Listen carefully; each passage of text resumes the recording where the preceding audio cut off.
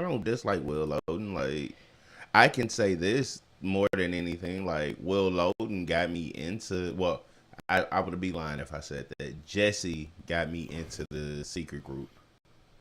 Big Jesse James. Jesse James, yeah, Yeah, Jesse James. I fuck with Jesse James. I do his headshots. He's a really good friend of mine. yeah, big. He's working bar now at the Punchline. He's the head manager of the bar Oh, there. I'm gonna pull up. They'll see him Oh, there. dude, you need to go pull up, buy tickets, show up. Yeah, I like the It's Billy Sorrell show. Lil Daryl got a show in a couple oh, of months. nice. So like, Yeah, I was going to go, but like the Billy show, but man, it was a Sunday, and I was just got done with the podcast, and I was like, I'm going to pass out on my face. I'm going to get there. oh okay. Yeah. Kanisa Nana does a show there, and I think Kanisa's like that's one of those. If you know, you know. Like I come from like the Black Twitter era, like for real, and like he, his rhetoric and the shit he was talking about was like super fucking dope because it was like you could relate to all of it because this is a HBCU experience. Like Yeah. That's cool. I like that shit. I ain't gonna lie, for the people that's watching, if you get offended, fuck you. Like, of course, I'm not gonna go Kanye and no weirdo shit, but if you get offended, fuck you. Like, That's great. Oh, man.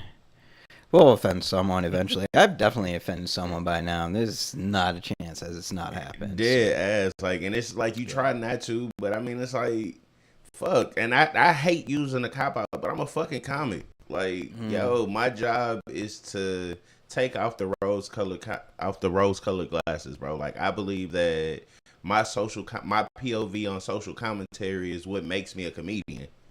Like, you're supposed to be able to connect to people. Cool. You're supposed to not look to be offensive, but sometimes, like, shit, where's that individuality? The individuality comes because I'm telling you what I feel, and you might not like it.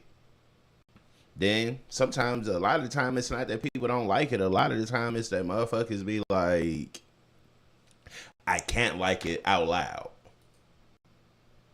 Like, and I mean, I think that's stupid. Like, the worst thing you can do is hide how you feel or hide who you really are. Like, nobody wins with that.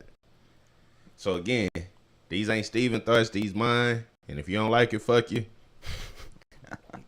No, you haven't said anything offensive yet. Not yet, Oh man. yeah, nah, man. You ain't you ain't asked me about babies.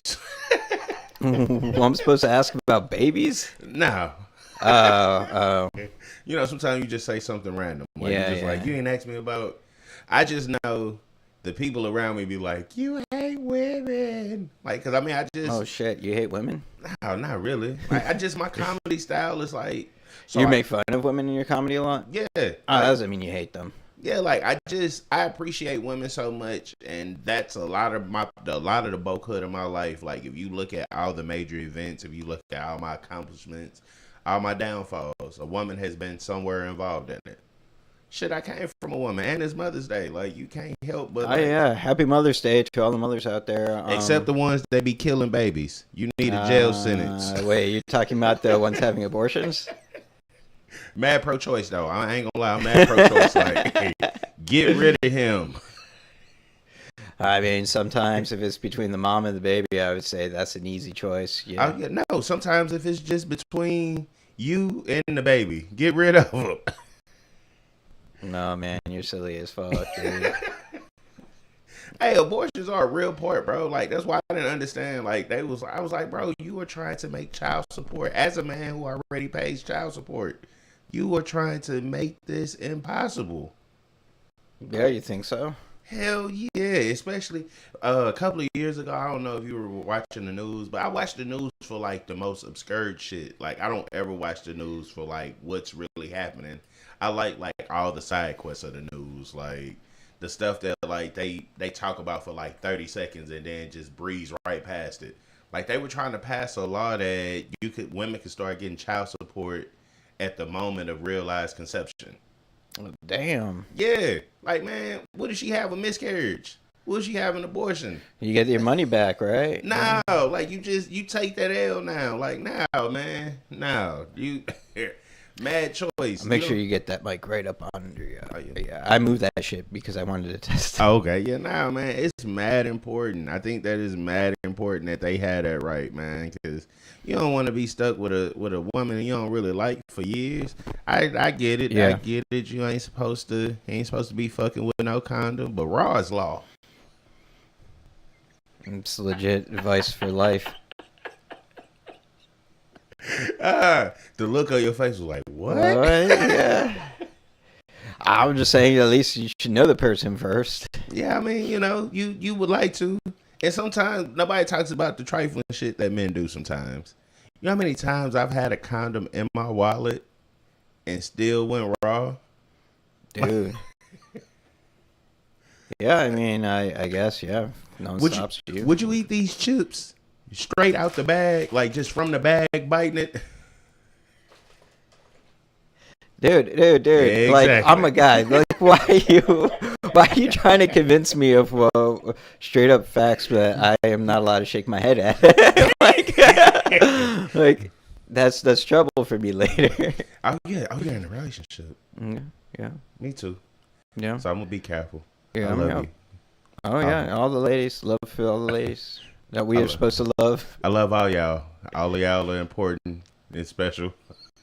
Oh man, you didn't say anything controversial. All you have done was sink my ship. He was like, I'm gonna have to deal with my girlfriend later. Me too. But see, that's the beauty of being a comedian, and that's the beauty of just being the host right now. Yeah. You get to be like, I don't agree with none of that. I just, he's one of the people I had on. Yeah. Like, I don't even know him. Because that's my favorite thing to say when people, like, when my chick come and be like, I didn't appreciate what you said on stage. Or I don't appreciate some of the stuff that you post. I'm like, that's the internet, baby. I'm not that man. And I'm not. I mean, I think that's another thing. And this is a really random subject. But I think people need to stop putting so much stock in the internet. How do you mean? Like, it's a playground. Nobody on there is living 100% their life. Like, I know women for sure who get up, fix themselves up. I won't even drop this to women. I won't say the dude's name. I know a guy that gets up and does a bunch of things. And then if you knew his real life, you would be like, bro, you are really wasting time. Like, you just in the fucking way looking like you making something happen. Like, you making shit really shake and move. And you sleeping on your girlfriend's couch, or you sleeping on your partner's couch. Like, the internet not a real place. Like, it has real life reactions and it has like real life consequences, but ultimately it isn't a real place. Like, nobody knows when you're really going through it. If that's the case, like, I don't think they would let us have that much like access. The government will let us have that much access. You could post everything for real and be real on the internet. There's nothing stopping you. I think that people naturally won't. They're not going to let their I don't know what we would say their true lives peek through, like all of their psyche, like I like to think that people are like the Russian nesting doll, where there's a doll inside of a doll inside of a doll inside of a doll. That's what people are. And like the internet, like their social media, that's just one outside. Yeah, that's just one outside coding. It's it's not the whole person. It's not even an aspect of the person. It's all ego. Like nobody. It's a highlight reel. Like, if you play sports... If you're doing it right, it should be. If you play sports and stuff like that, nobody show you miss those blocks. Nobody show that you don't get out the blocks good. A highlight reel is meant to make everything look like it's perfect. And honestly, that's what the internet is for. Like... I don't know, some people self-implode and they're not making themselves look good. Yeah, but I mean, that's stupid people anywhere. Like, I don't think that's an internet thing. I think that's a within thing. Some people, what's the old Greek, or it's an old parable where he flew too high? You're talking, because you asked me, I don't know, but you're familiar, right?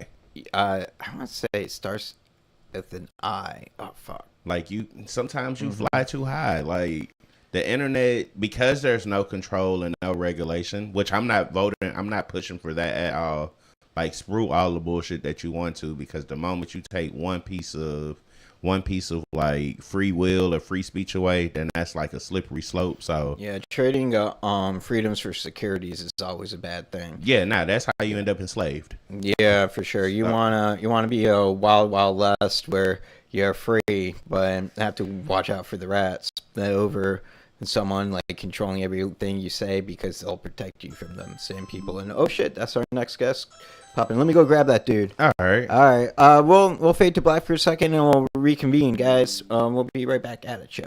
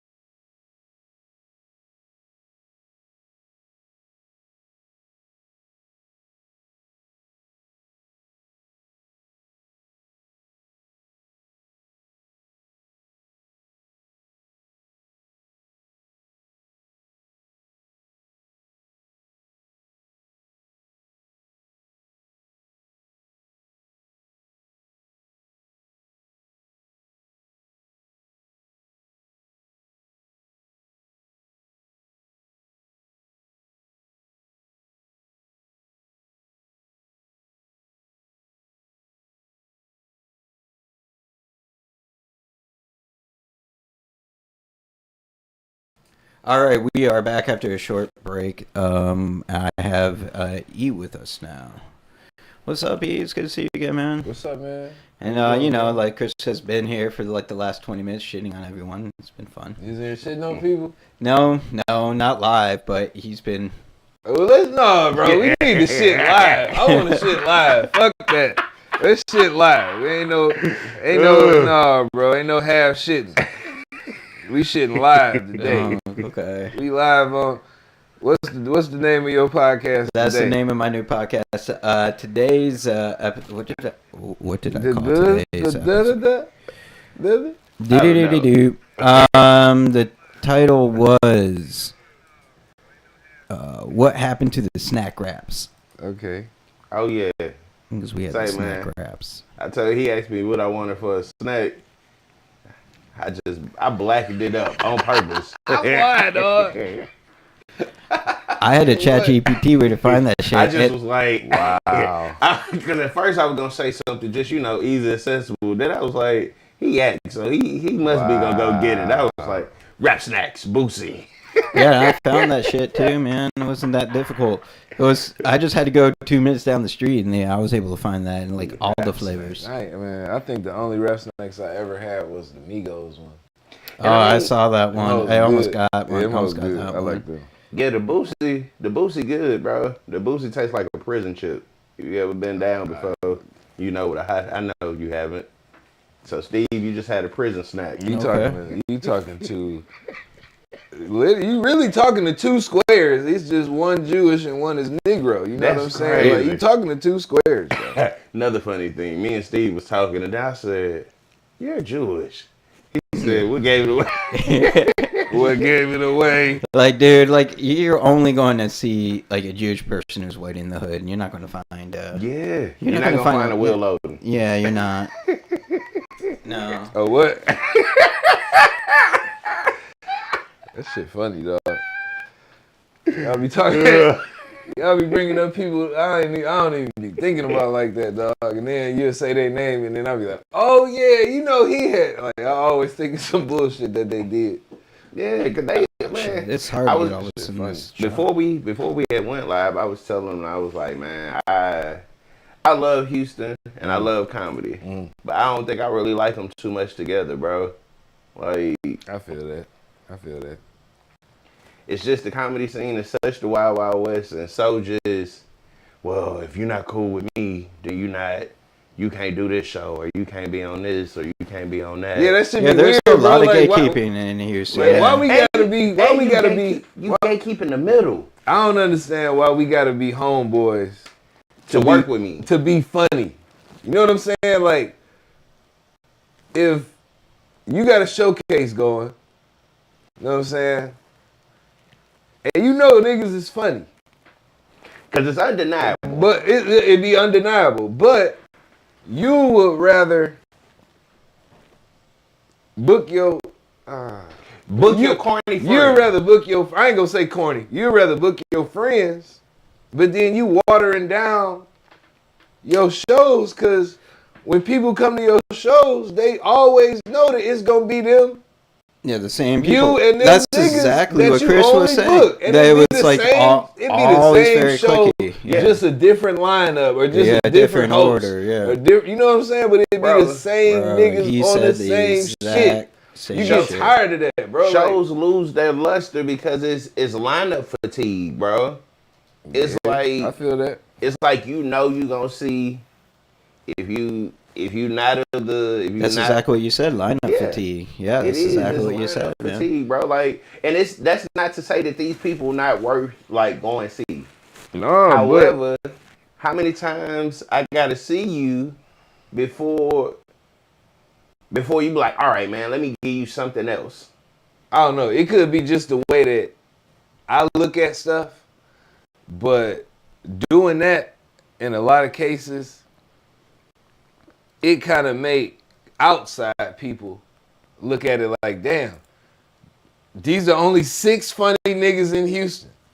Yeah, that's you know what I'm saying. Like, it's nobody else. It's just nobody these else, 6 niggas. You know what I'm saying? Yeah, if you go to a lot of shows, if you serial go to shows as an audience, yeah, but it ain't like that for real. No, you know what I'm saying. You got people that only come out when they want to and do their thing when they be on stage. You got people that, shit, literally got families and responsibilities and can't be outside Us. every day of the week playing. Some of us, like, yeah, and that's really what it is. We can't be out every day of the week playing, bro. I gotta be to work at 5:30. You know what I'm saying? Like you that. Y'all playing. That's it. Y'all just out at night playing. Y'all not, come on, man. Y'all just out there bullshitting. Yeah. Come on, man. Cause I did the same shit. The older my son got, the more responsibilities I got. I stopped fucking with it as much because shit, this is more real than comedy. You really think so? This just fucking around this bullshitting podcast, the live streaming? Not this. No, this actually is gonna lead towards something. You know what I'm saying? But endless weeks and weeks of going to the same places, doing the same thing. I've been doing comedy out here since 2014. So I've had my years of every day of the week for a year. I mean, every week for a year straight, I hit at least 4 mics a week. And you know what I'm saying? You can vouch. I done did that already. So it's like, bro, I had a run where I did comedy from Sunday to Sunday. Damn. I'm talking about I was going to any and everybody who had a mic. Any and everybody who doing a showcase. And it didn't lead to more showcases, better money? No, it don't. Especially when they ding you words that they want to say when you don't go for the bullshit. Oh, he's hard to work with, or he might be a little difficult, or have you heard, like, stuff that don't matter. So here's what I really want to say. Outside comedy shouldn't matter with what happens on the inside of comedy. Like, I think that's another thing. They try to blur the line. Like, people be having such these fake grounds or like high moral grounds. When in actuality, bro, we know a club where niggas is snorting coke in the bathroom, in stalls together. But you judging somebody from something that you don't even have full knowledge of. And I'm talking more so on myself with my situation. Like, I had a little situation where... Oh, yeah. Oh, man, they did you dirty as hell when you got locked up, bro. I ain't even gonna lie. And then when I seen that post you had made, bro, and I seen a bunch of people that was, like, commenting on that post. Yeah, I wanted to ask you about that post. Like, I'm like, I guess I have to leave Houston, like, for people to take me seriously. No, you don't. So that's what Chris said, though. That's what the post was. Here's a real thing, and this is my honest sentiment, and if you don't like it, again, I started this podcast with saying, if you don't like what I'm saying, fuck it. Yeah. For comics who've been in the game between 5 and 7 years in Houston, none of them can fuck with me. And I say that respectfully and I say that humbly because my comedy experience is just that, an experience. When you come to a show that me and E might put on, you come to a show that I'm at, you leave with a situation like, damn, man, he touched all the bases of what made me feel like I'm at home. Like, because I didn't start doing comedy because I just woke up one day and was like, oh, Dave Chappelle or what the fuck is sour cream. Sour cream. What did you put in sour cream? He dipped in the chips. Try the Boosie chip, man. Go ahead. No fucking Boosie chip. I don't care for Lil Boosie, bro. I don't like that. Oh, come on, dog. I don't really like. It's Lil just the Boosie, flavor. bro. Who cares about Lil Boosie? It's like, eat the flavor. It's hot. Try the other chips. I like the other ones better. If this was Louisiana heat, bro, I don't want to go to Louisiana. Try the other ones. Who's the other guy? Lil Baby. Lil Baby. Lil Baby chip. Okay. I liked his chip better. Barbecuing with my honey heat. Okay. It's actually pretty good. Yeah. Bullshit. None of these people came up with the brand. I guarantee. I want to know this. I guarantee none of Rap these Snacks motherfuckers is came so up good. How come they never came out with a kettle cooked chip? I don't know. I just never saying, heard. Everybody like that. I never heard of Yo, these. holy shit, kettle cooked chips the best chips ever made. Hey, I love kettle got weak chips. teeth. Weak teeth with potato chips. Weak, bro. That's what it is. You got taller teeth, nigga. Then they got How are taller you eating teeth. a proper steak if you got weak Don't teeth. nobody want no goddamn peanut brittle chips. You crazy as hell. Them hoes good. Yeah, so this is what the Muslim guy said. He's got weak teeth. Oh wow, that's crazy. I'm in here with a Jewish man and a Muslim man Yeah, on the same yeah. podcast. You wanna know what's crazy right That now? shit crazy. But you a black Muslim. Farrakhan probably somewhere like, what are you doing, bro? I was about to say it's different. 'Cause you a black Muslim. No, this Y'all be is. doing the jihad and all that shit. No. Nah, nigga. I don't think that Muslims be doing that jihad and What they be shit. doing? I think they be living their lives just up in Sugarland, Facts. Bro, I go to and they drive terrible. I go to a Maj drive gig right here in the medical center. And Oh, that motherfucker big. yeah. Damn. Bro, I be in there That feeling big. like I'm with the Princess Saudi in that motherfucker.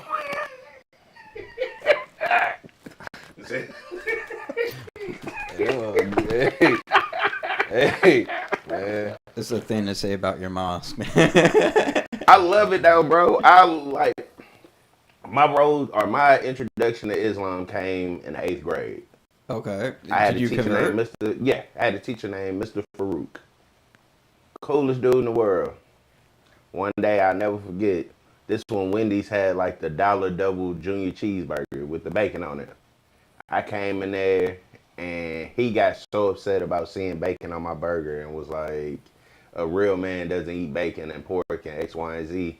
And then I watched him for like a year just be a stand-up dude. And so I just was like, bro, I don't know what this is, but I'm interested because I think that whatever you're doing is cool. A real man don't eat bacon. That's, man. He said pork. I think men eat whatever the fuck they want. But Yeah, like, if you're not bro, going this to for shit, your nigga, religion, then I'm- don't for your religion. You know what I mean? I'm eating Like, some but, bacon. like I don't fuck with pork. I don't really fuck with it. pork, but bacon. I don't. You know what? Bacon is the one where I'm tempted of like Bruh. bacon wrapped jalapeno poppers. Bro, Ooh, those- shit. Dude. Voodoo You're donut. trying my religiousness. Voodoo with that donut shit. got a maple syrup donut, and they put a slice of bacon on top of that bitch. That's the best donut I ever had in my life. Between Hey, you you two love niggas, your donuts too. I so- fuck with donuts. You fuck with donuts, yeah. between you two niggas, I'll weigh y'all at least about 50 pounds Shut together. the fuck up. You, bro. Yeah. I don't I know. gotta fix your mic. It's getting a little crackly. Okay. Let me fix that shit. I don't know. We got a mic fix right quick. Yeah. You know what? You got 2 shirts. Rosamond How got many a black big shirts bag. you wearing? You're black as a motherfucker. You're wearing 2 black shirts on top of that. That's crazy. We all got on all black too. That's funny. Yeah, we got a all- match. Yeah. We got a match. They knew on what the was going same on shit today. today. Yeah. That's crazy.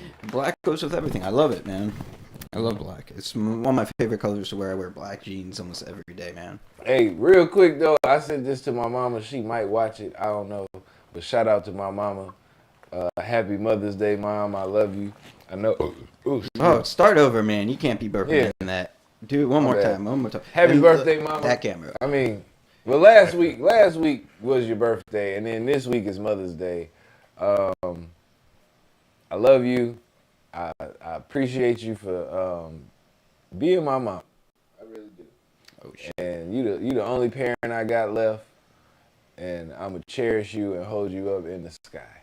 Gonna make us all kill ourselves. Yeah. But- That was nice, though.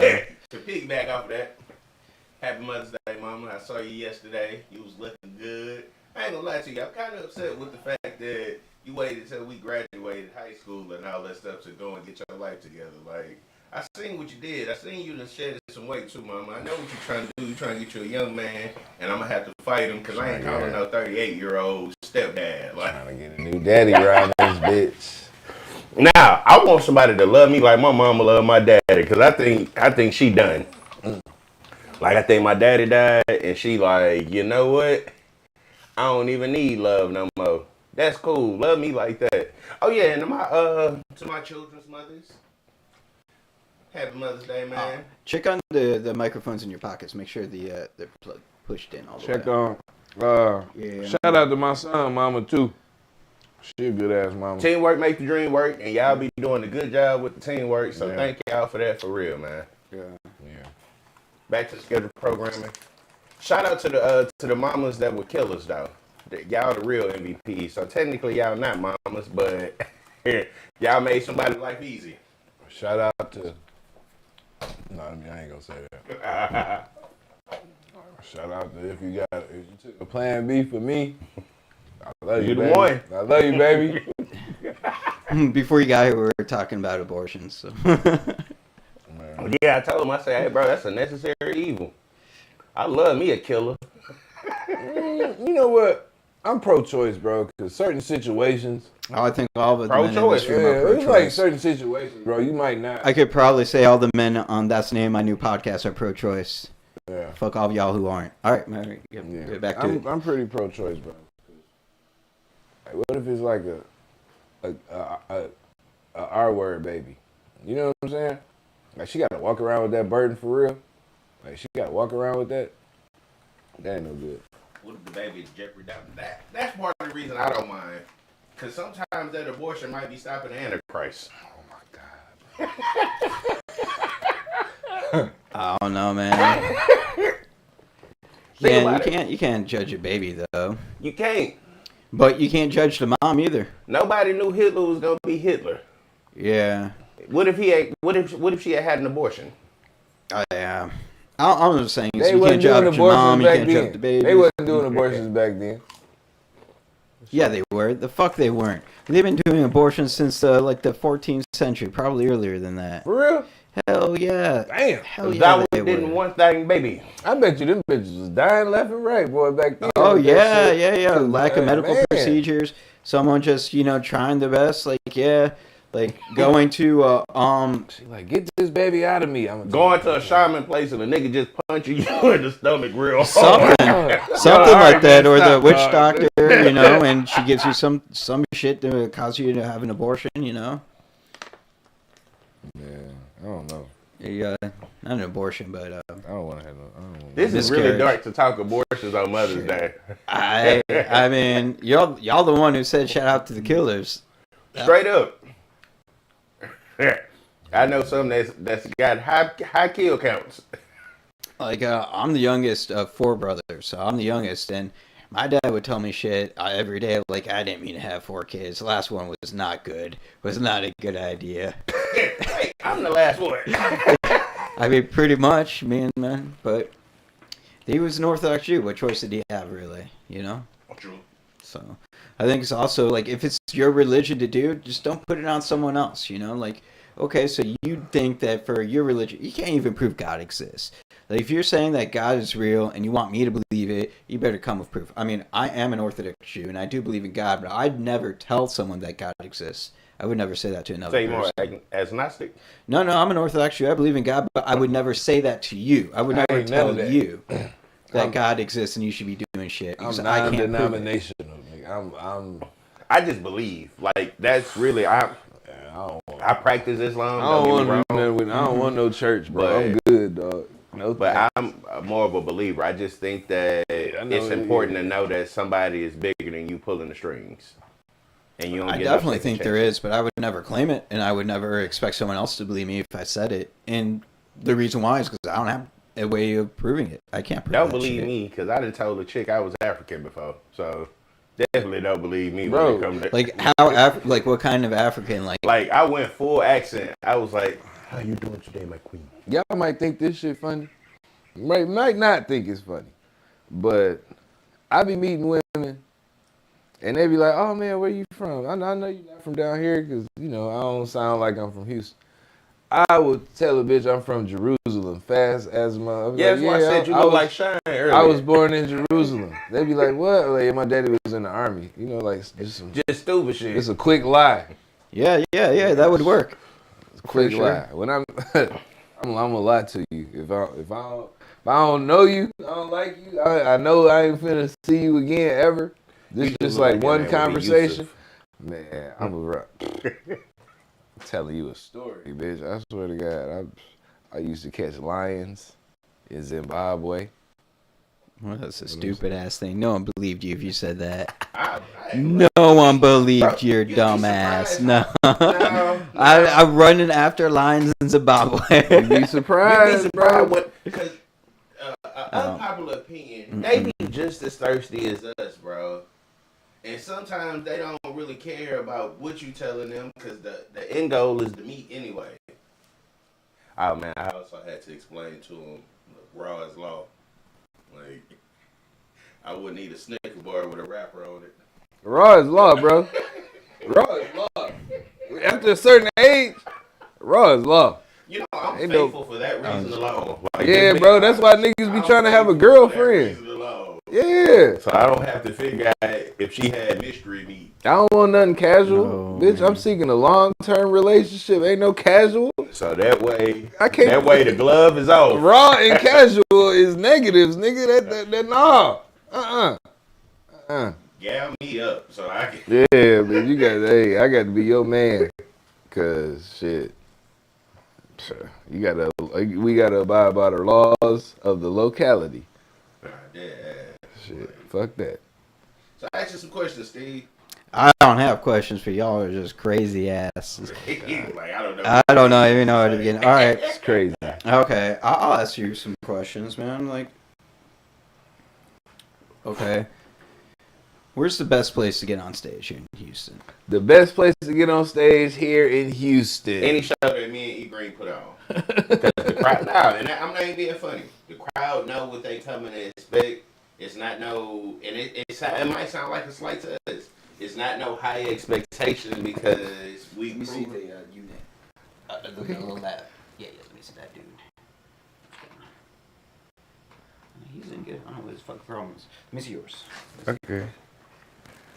This we're live and I'm troubleshooting. Yeah, I know, Okay. bro. And it looked funny on the camera. Yeah. He's all up on me. That shit look funny. I don't mean to be all up on you, but I got you. But now, seriously though, I would say, and I'm gonna just preface this with I've known Buddy for a long time, so it might be a little bit of bias. But what used to be like my real favorite place to get on stage at was Jeff Joe's Axel Ride. Oh man, I know that room. Yeah, that was fun. Axel Ray used to be nice. Yeah, it used to be fun. They used to be like It used to be nice. I mean, it's cool. It's more of a boys club now, or like more of a are we friends? And then, Oh, since we said it, who are the best female comics in Houston? Damn, boy, you just jumped from that to that. Best female comic in Houston. Man, look, we ain't really got no choice, bro. But to go ahead and say it, man. Nitra the funniest female in Houston, bro. Anitra's funny as hell, man. Yes, Nitra funniest comic in I'm Houston. hoping to have her come Funniest up. woman in Houston, yes. I'm like hoping to have her Nitra. come up soon. For me, it's She said she gonna come? Or- Yeah, Okay, but you know, like okay. she's a real comic, so you know I gotta respect. You for know, me. I'ma say it, and I'ma preface this with maybe I'm biased. Just say it. who Jay you- Cookie. Shut the fuck up. You so funny shit. That nigga said Jay Cookie. Man, you ignorant as hell, bro. You messy, bro. I think You Jay messy, Cookie dog. is hilarious. I Jay love Cookie. this I shit. think that's why they keep her out of. Your face changed when I said that. Cuz, bro, she ain't up there with Nietzsche, bro. You wrong as No, hell. You I already don't. know No, she I ain't don't. fucking I don't with think she Nietzsche, is funny nigga. as Nietzsche yet. Nah, but hey, she's look. funny. Hey, I look, think Nietzsche is like top. until Nietzsche retire, she gonna be the queen, bro. Like that Oh, is man. what it is. I saw Nietzsche pretty recently. If I have to She talk about killed that technique shit. and all the It's things, Nietzsche, that, bro. yeah, I'm about to say if I have to talk technique Yeah. It's and all Nietzsche, the bro. things that like. All the things that make you like an established, and I ain't saying it like this, an established male comic, then She got all of that, yeah, bro. that's what I said. Then it's Nitra. Yeah. But for my personal taste, and for my, because everybody know I'm like, I love ignorance. Like, I love me a good funky ghetto time. And Jay Cookie is just that, a funky ghetto time, Shut the bro. fuck up, bro. Oh, this nigga is. Oh my god. She is, bro. Even though I like Jay Cookie because she even though she thinks talks like shit I about do. me and pretend and Bro, when you was locked up, the first time I went out after I found out you was locked up, Jay Cookie and fucking Tommy Fat Ass Dangerfield come running up on me showing me they phone, showing me your mugshot, talking about all the shit you locked up for and all of that. Fuck Jay Cookie, nigga. You talk about she funny and all that. She right here spreading your motherfucking business, nigga. Well, fuck 'em. And that wasn't my business for her. That wasn't my. It wasn't for me to know. And ain't that's no we was that cool. That's so something that for you to tell me. You know what I'm saying? That ain't that nothing makes sense. For her to come running up on me. I can't even get in the door good, and here she come. Look at your boy. Look at that. I thought that was your boy too, bitch. The fuck? I don't play that type shit, bro. That shit fake. See, I don't fuck with fake, so I ain't know that. As soon as you brought her name up, hell no. I'm like, what the fuck? Why would you bring her name up for? Why change that? Hell anyway, no. But on some serious shit, I'm gonna be real with you. If it ain't Nitra, it's nobody. I know, but you already know who I like. Who? The pussy monster herself. Who? Keisha fucking Hunt. Oh, Keisha's hilarious. I love You know what? The pussy monster herself.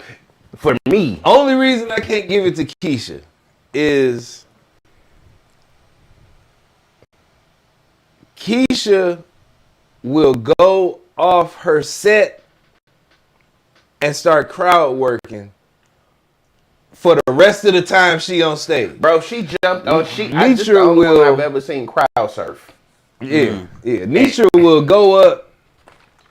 Maybe at the beginning, she might do a little crowd work. After that, it's all set. But every joke hitting. You know what I'm saying? So, I don't know. I like the classics.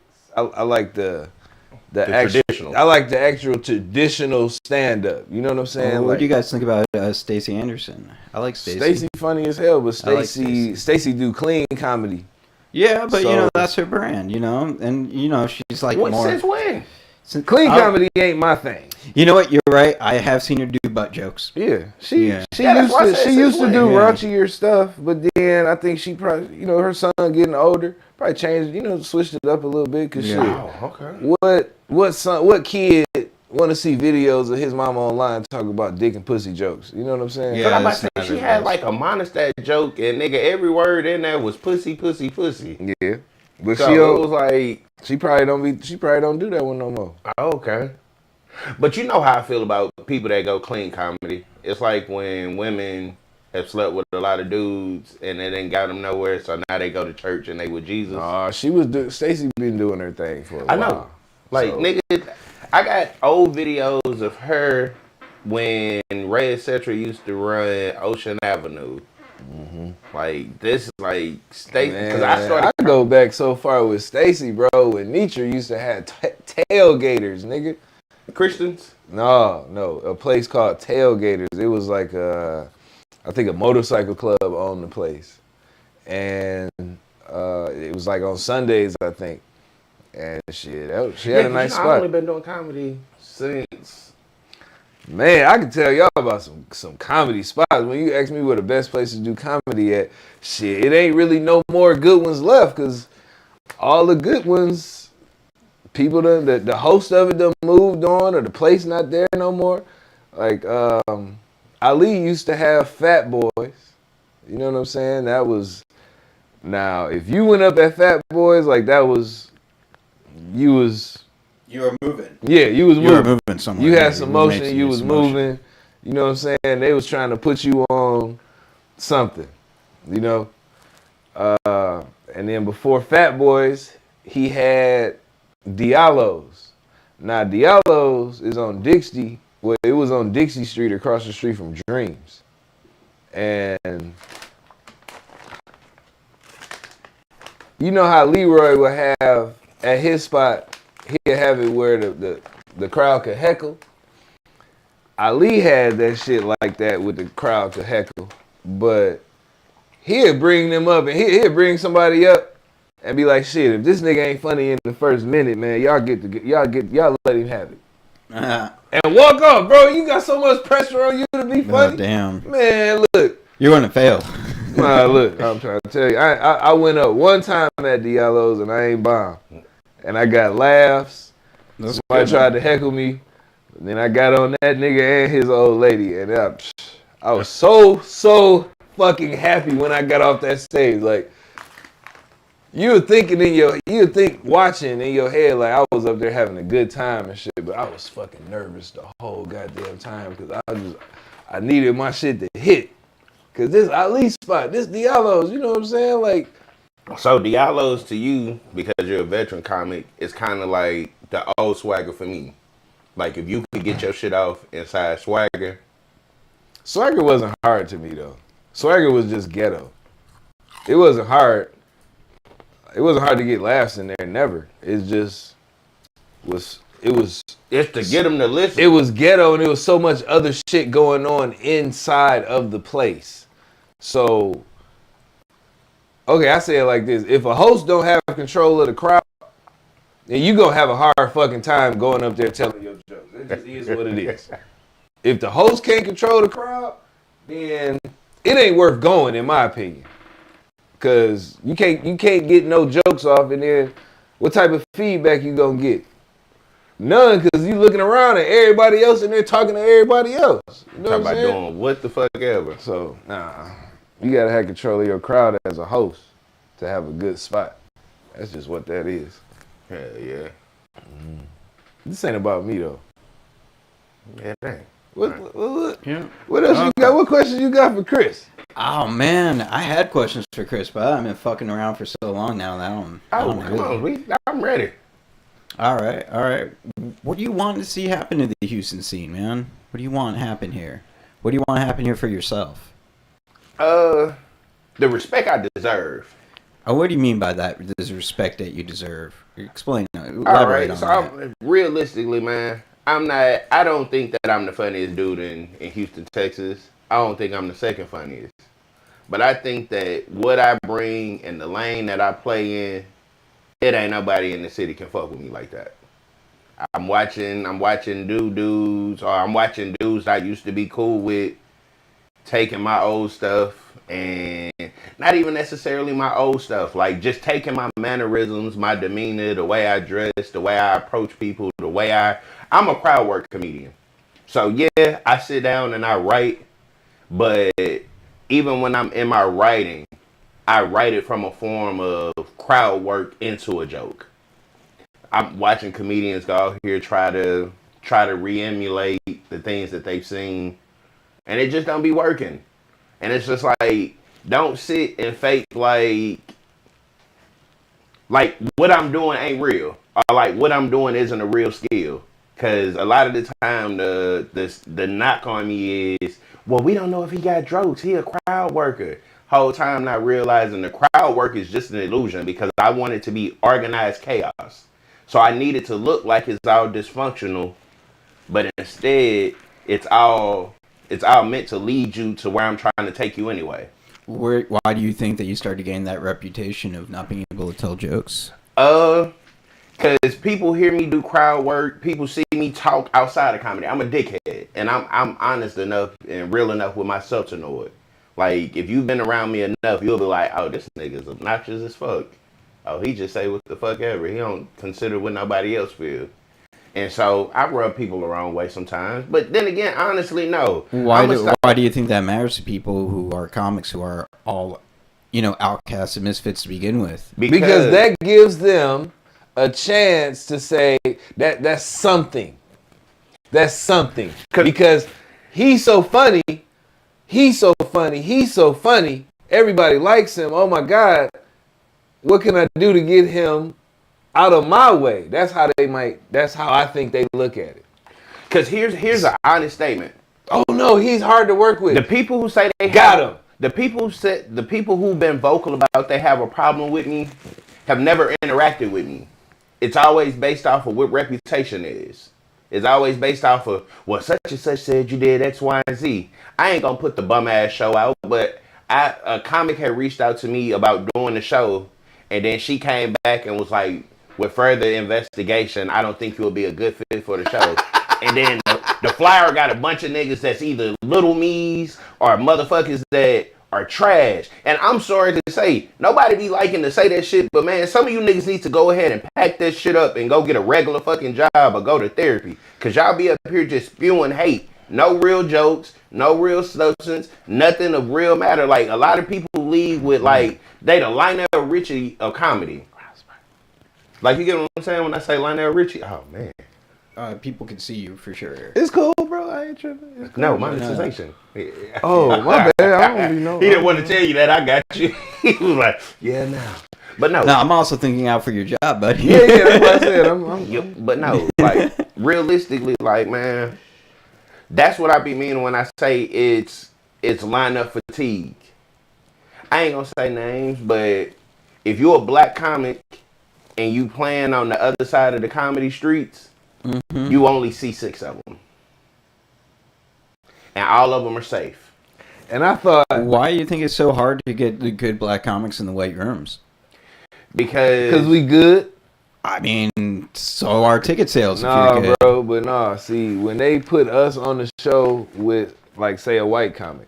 Yeah. Like, we'll kill that shit. And then the white comic chuckles. You know I mean, it don't be.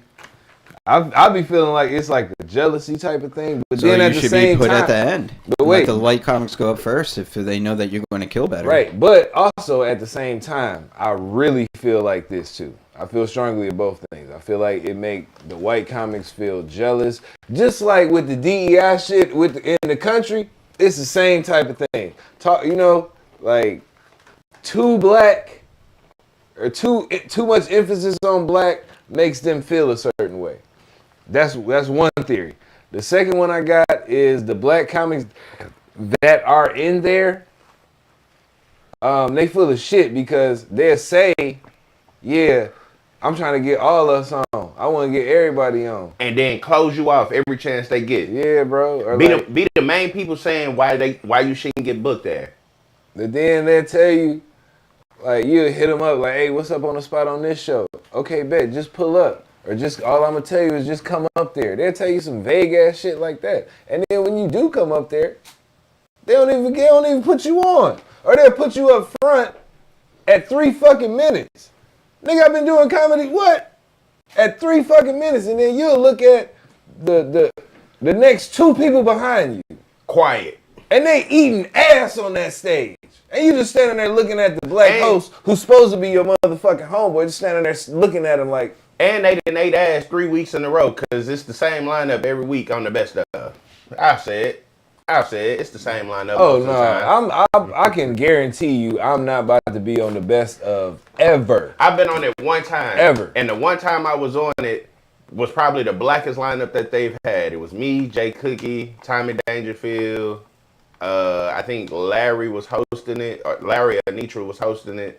And one other white comic. That's the blackest lineup I've ever seen at Secret Group. And what was the crowd like? Who was the crowd? The crowd was full, but the crowd wasn't us. The crowd was mostly. They told me mostly whites. And why were the white people laughing at your jokes? That's what really matters. Yes, that's what I care about. Like, so the ticket sales. Oh boy, the laughter. What's his name, man? Damn, what's his name? The one do the booking for the Secret Group. Fuck. The one with herpes, bro. I can't remember his fucking name. Damn. Anyway, not Youngblood, but the other one. Oh, I think it was the one we used to hoop with. I used to hoop with him and shit. Brandau. Okay.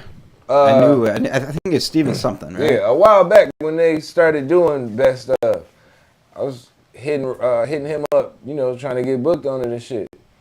And then they had said he put me on one, but then he put me on one with like bullshit, not funny comics from Austin. So then I asked him about it. I was like, can you put me on some shit with like better comics? You know what I'm saying? Like, why I gotta carry the show? It seemed like I gotta carry the show. He was like, yeah, well, you were the strongest comic on there. What? Don't use me like that. Fuck, that shit sounds stupid. Or if you gonna use me, give me more than $25. Oh my God, boy. Now I tell you, that's one thing. Secret Group ain't gonna pay you a fuck thing. And it's hard to get paid, man. Secret Group not gonna pay you shit.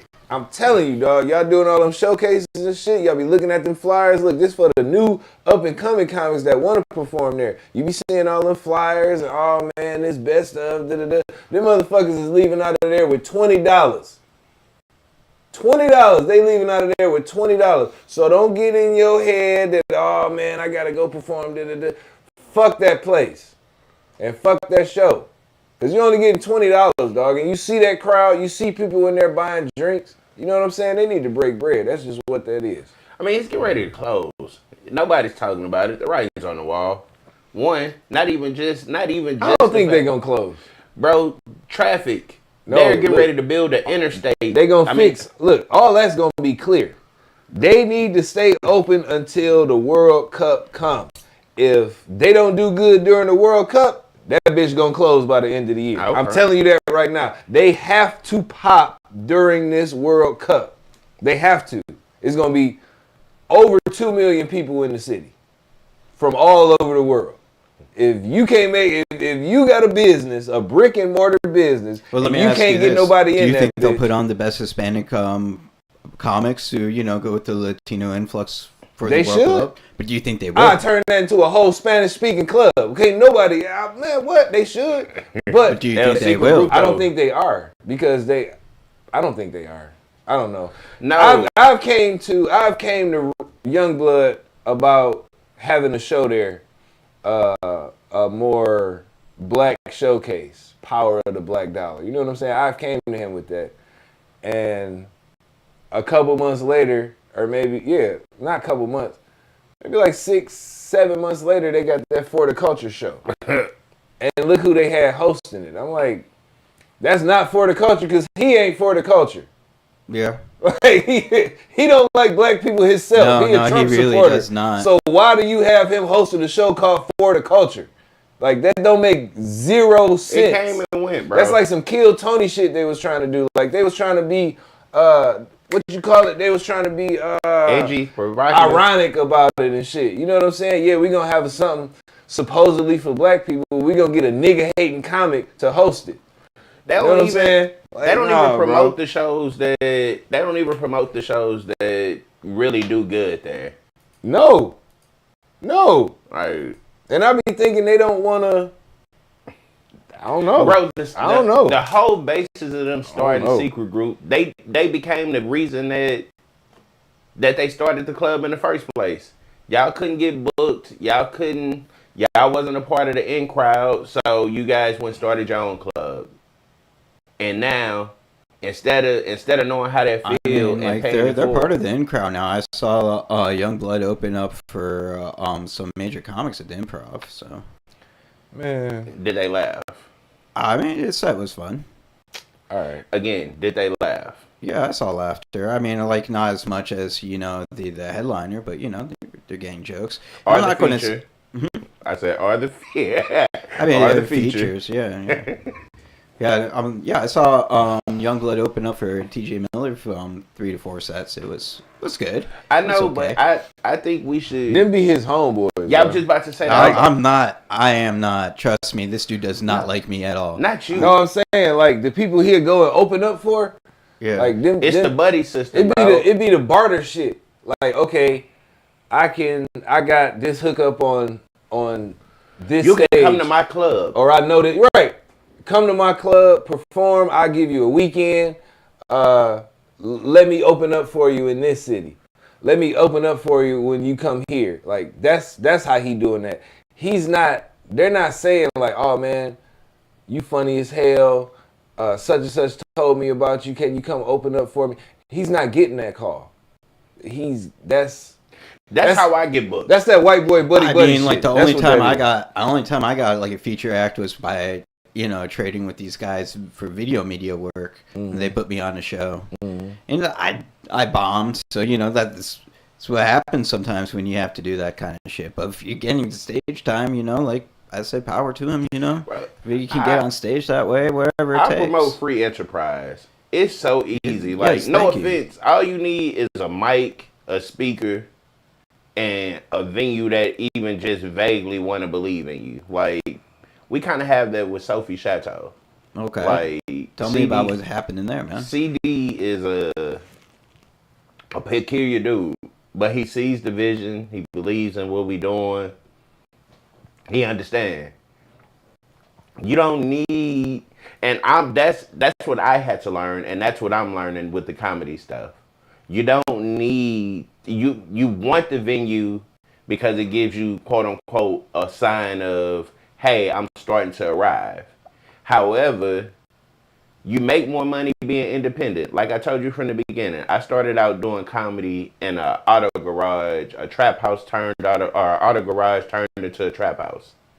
I was That was making some crazy ass shit, by the way. I was making, or me, Trey, and Kenny were making in between 150 to 250 every Saturday, That's good money for and comics. that's splitting it between the three of us. Like, I've made more money doing my independent shows than I have playing nice or playing politics. Yeah, bro, because them comedy, man, I'm telling you, them comedy clubs, bro, like, they gonna throw all they overhead in your face. They gonna say all of this other shit. You know what I'm saying? And that's why I look at I gotta pay this. And that's why I look at it weird now, because I'm like, bro, we going to the club, and are we going to a venue ourselves and doing it ourselves, and still managing to give you $100 to end the show, and we doing the show on a Wednesday night. You telling me I come on a Saturday and you giving me 25? They don't want to pay, like, okay, I don't think they want to pay out of they profit. You know what I'm saying? Mm-hmm. So when I first ever did my first ever show where I paid somebody, I kept in the back of my head, how you gonna make some money? How you gonna make some money? Right? It came to me. Pay the comics from your work money. So when I was like, okay, when I was doing the roast battles, it was easy to pay the winner $400 because I had a job. So I could pay the winner $400 and still make that back from people paying to get in. You know what I'm saying? So I wasn't ever tripping. But I don't think they do it like that because maybe they don't got the... Well, if they have their bar and they have their ticket sales, so they're definitely making money because they're not out of electricity. They're not, you know... Yeah. The AC work. It smells like shit in there, but... Yeah, it smells like, you know, like the toilets flush, you know, on top of like a toilet. A slave grave site or something, bro. It stank like a bitch the club is open, the AC's running, the beer is flowing. Like, man. Why... You need to know that bitch stank, bro. I'm just saying, it like, stank. You know they're making some money from sales. Like, why does it not translate to the talent? Man, bro, they getting money, bro. Cause some of it is why the talent. Why does talent let it happen? Some of it is the talent, bro. Because you know what? Because I'm gonna tell you why the talent gotta suffer. Because the talent don't band together against anything. Except the talent will go and speak with the talent with other talent. And, okay, say one talent go and talk to two other talents, right? So we got three talents together, right? All in agreement that this is bullshit. We need to get paid more. But two out of them three talents feel that stage time is more valuable than getting paid, or staying in good graces with people, staying friends is better than getting paid. Or they'll look at the backlash of speaking out against the place. They don't want that. So when it's time to stand up and go and to the table of accountability, only one talent is going to be there. And that's how it always happens. When somebody got, okay, I'll give you another example, bro. When somebody stand on something, it's always somebody else to take away from that. And to say, oh, no, that ain't that important. You know?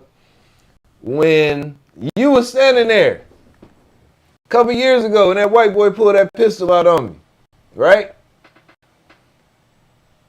From there, okay, a white boy comic pulled a pistol on me outside of Cliff and Penny's. Yeah, I heard of that. Yeah. Right. So,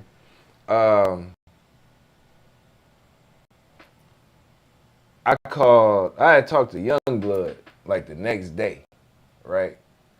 Youngblood told me straight up, like, man, we don't play that kind of shit. He can't perform here. You know what I'm saying? He was like, this the second or third time I heard him on some bullshit like that. So, you know, this ain't even about you, really. He can't perform here. You know what I'm saying? And I felt like that was some real shit coming from a white man. You know what I'm saying? Because usually, white people and guns always stick together. Like, that's just traditionally how the fuck it go. Right, well, what did you do? None of that happened. So, on the other side of that, black comics still let him come around and perform in their spaces. That's a little messed up. A little messed up. That's fucked up. That's uber fucked up. Because I'm one of your fucking brothers. You know what I'm saying? They don't understand. This right here don't mean shit to the comics down here when it come down to it. Straight up. They don't give no fuck. And I mean, it doesn't mean shit to me. I think your character of your person is more important than your color. Look, bro. It's a little different with us. Nah. It's a little different with us, bro. Even if you the cooniest of a coon, I'm still gonna give you the benefit of the doubt, cause you black at the end of the day. I'm still gonna be like, man, he ain't. Don't I? Ain't I'm like that? So I'm gonna bring it a little closer to home. And then they even doing videos with this white boy. They even doing videos with the white boy. I'm gonna bring it a little closer. Please, man. By all means, yeah. Everybody knows if you in the know, you know the situation I went through last year. I mean, a couple of years ago. It was more comics that looked like me that was like, yeah, get rid of him, than comics who didn't look like me. Comics who, and I don't like to bring up that I've helped usher in comics, because nobody wants to admit it, but that Jokes and Smokes brought in a lot of comics. When I started doing comedy, I didn't worry about getting booked with. I used to try to get booked for Phil and Derek's every week. I used to go every Wednesday. That was one of the routine places that I go every Wednesday. I go, I cook. Clearly, I cook. The audience, I'm not even basing it off the bookers and them. The audience let you know if you did good or not. Never having a situation. I would dress up on Wednesday just to go to Phil and Derek's on Wednesday to feel like, hey, I want you to see I take this place serious. This is a professional place. Let me get on a Saturday. Like, let me get on the days that's paid booking.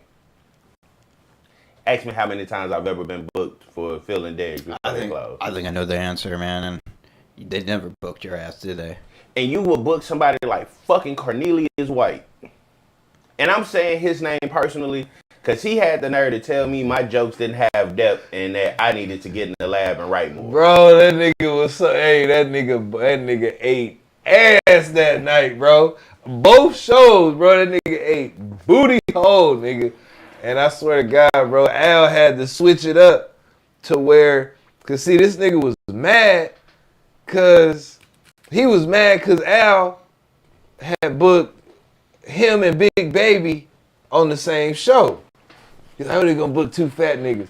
And I'm thinking in my head, I'm like, shit, because one of them funnier than the other one, nigga. That's why. But and bro, Cornelius ate ass on that show, bro. And that nigga had an attitude with us. Like me and Seth, bro, that nigga had an attitude with me and Seth. We took him outside after the first show to try and, like, you know, pick him up. Because we could tell, like, nigga, you up here, you sad, bro. We was trying to hype him up, tell him what jokes to tell him how to come out, all of that. Man, he went up there and did the exact opposite of what we told him. And then was mad at us after the show, bro. That shit was so funny, dog. I swear to God, I was like, nigga, you have no accountability. To stop. Cut it like, out. Bro, sometimes, and this is honest, bro. Sometimes, like, your hobby don't need to be your focus. Like, bro, go get you. Hey, that used to be my partner too, bro. I tried with that. Go get you a little construction job. Go get you a welding job or something. Tell jokes in the break room. Tell jokes on the internet. Write it off and stuff like that. Because a lot of people don't realize the real gift you have to get on stage. Because it's one thing to get on stage. It's another thing to actually get on stage. Well, elaborate on that. What do you mean? What kind of presence do you think you have to have as a comic to like really be that stand-up comic, that stage comic, opposed to like the internet? You have to be authentic. The realest thing, I don't write the most technical savvy jokes. I don't write the most, oh, that's a good callback. If you look at my jokes, I would be more of a, if we talking NBA, I'd be more of a Dennis Rodman. I come out here, or Draymond Green. I come out here, I play with energy, I do the things that are necessary. Kick niggas in the balls on the rebound. I do things that are necessary to be important. You wouldn't call me a Steph Curry. I'm not out here writing double entendres or like great callbacks, great storytelling and stuff like that. But the reason why the audience usually gravitates towards what I'm saying, because you know what you hear me saying and how it's being presented is authentic. How did you develop your authentic voice? How did you get there? You just be honest. That's the real problem is people think that comedy is like acting. It's not. This shit is real. This shit is authentic. Like, motherfuckers respect the comics that you love and adore are the comics that you've seen struggle. Are the comics that you've seen, like, actually go through something. That's another thing. A lot of people don't have a lot of real fucking life experiences. So because they don't have real life experiences, they be too embarrassed to talk about it on stage, like that is gonna bring people closer to yeah, you. I go up there and talk about the fact that I'm fat. I go up there and talk about the fact that I'm usually mistaken for security everywhere I go. Damn, that's hilarious. When I bring out, I was going to ask you if I could get my own house. Had him at the door. He was like, "Why are you giving me your ID?" When I do like, if I bring up like my Jehovah's Witness material, like, people have come up to me after shows like, man, I grew up the same way. It's crazy how you put that together. I never thought about it like that. You know what I'm saying?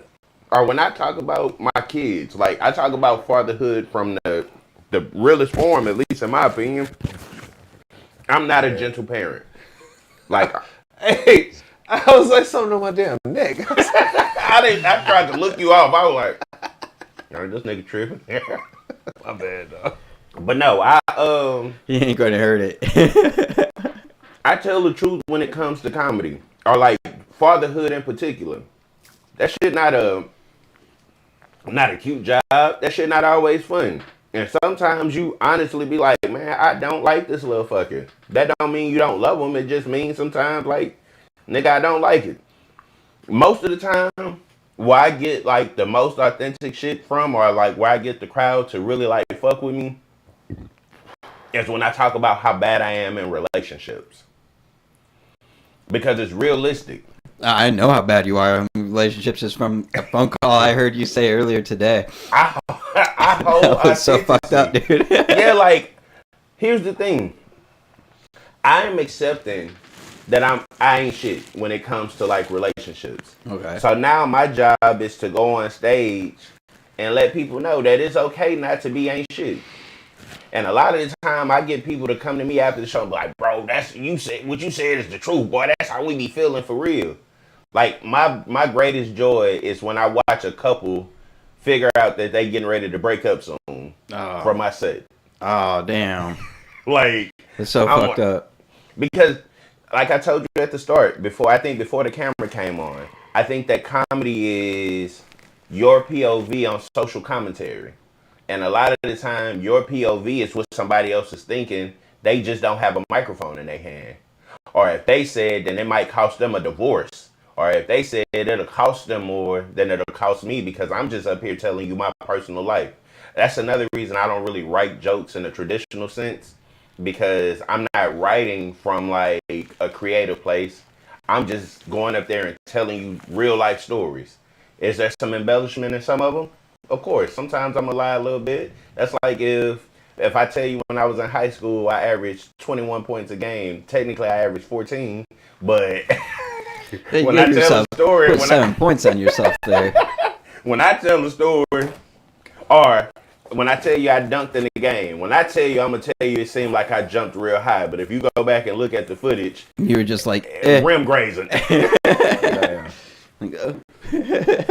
Like it just authenticity is the most important trait that you can have in comedy. Every real or every good comic that we like, all of the ones that we think are the ones, what they have in common is when they talking to you, you feel like what they telling you is the truth.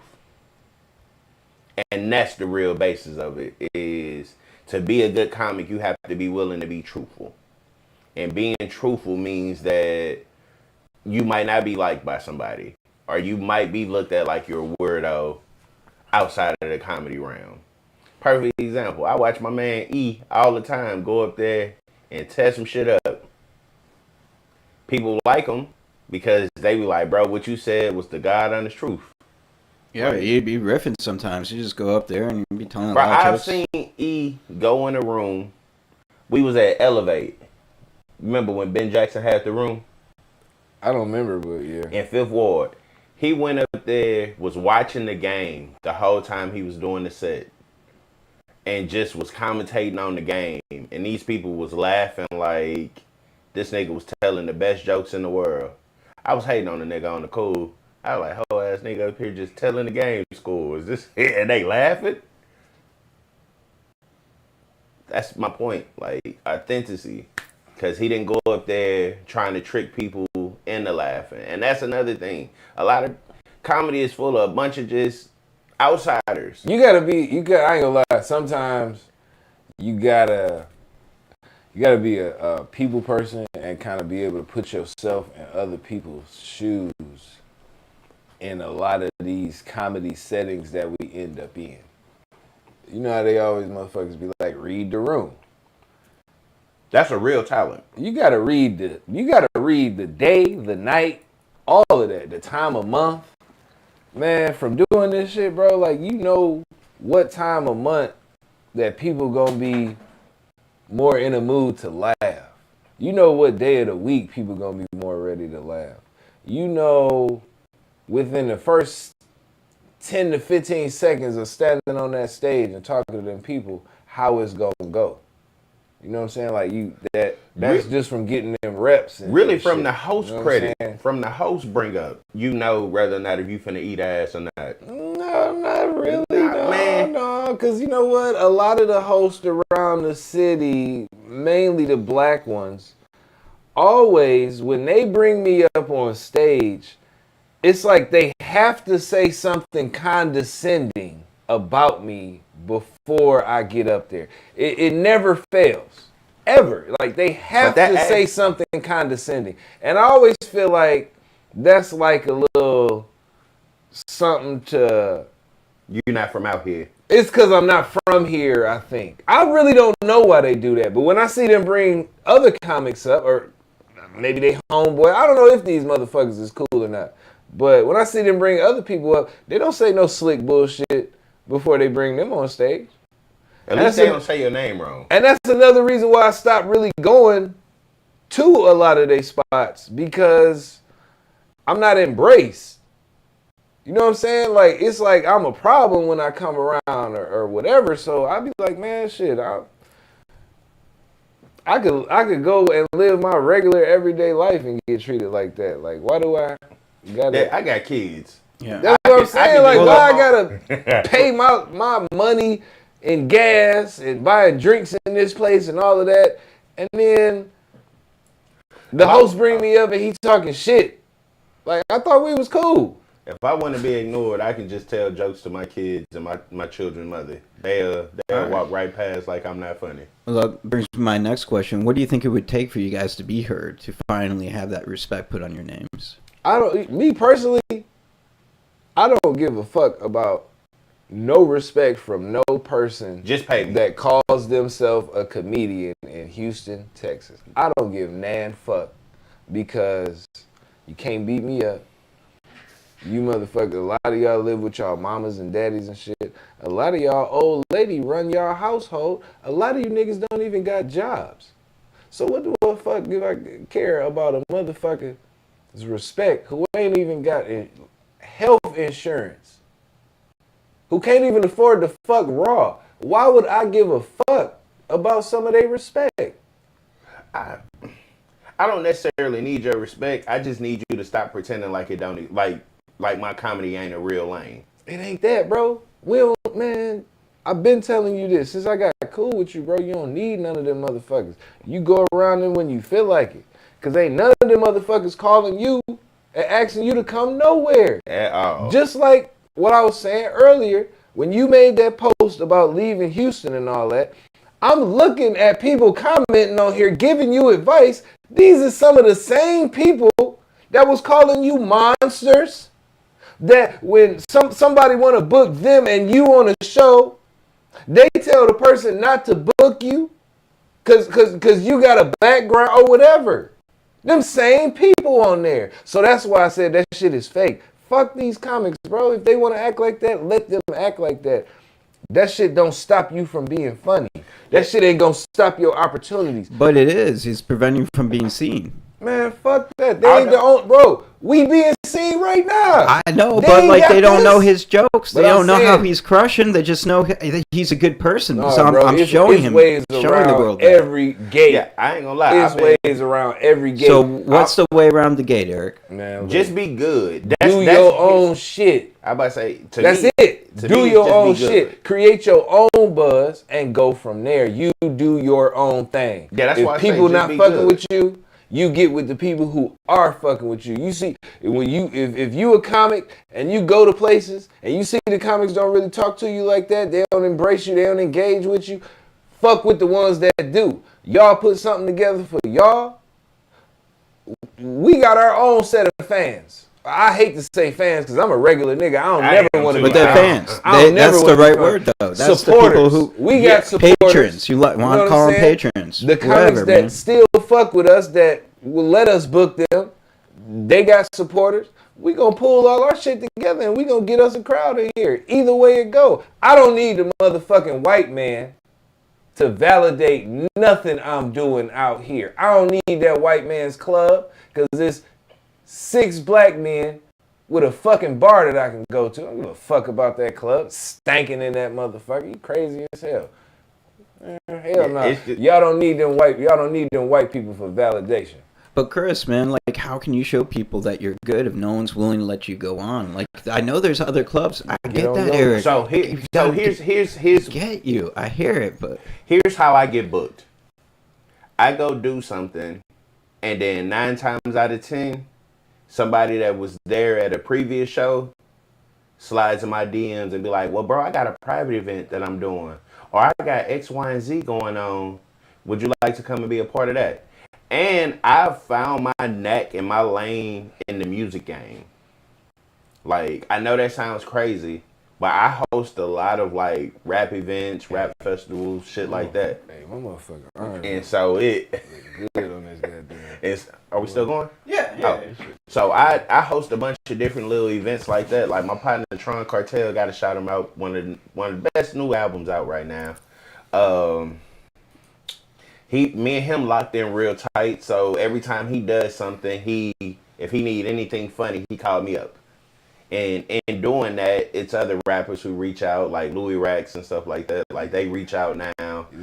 Shout out to By Breezy. I know I'm dropping names and stuff like that, but I gotta say stuff like shout out to By Breezy. She and Sonny the rapper have like taken a liking to what I do. So when when she do her events and stuff like that, I'm always. She sound like she tall and bad. Do you think that's the future for comedy for you? Is getting with the music side? I think we had to sit down for a minute. The venue that we usually use was going through a remodeling. I think by the end of the summer, going into the fall, the Big Grumpy Show will probably be one of the premier. If you want not even real talent, if you just want something fresh all the time.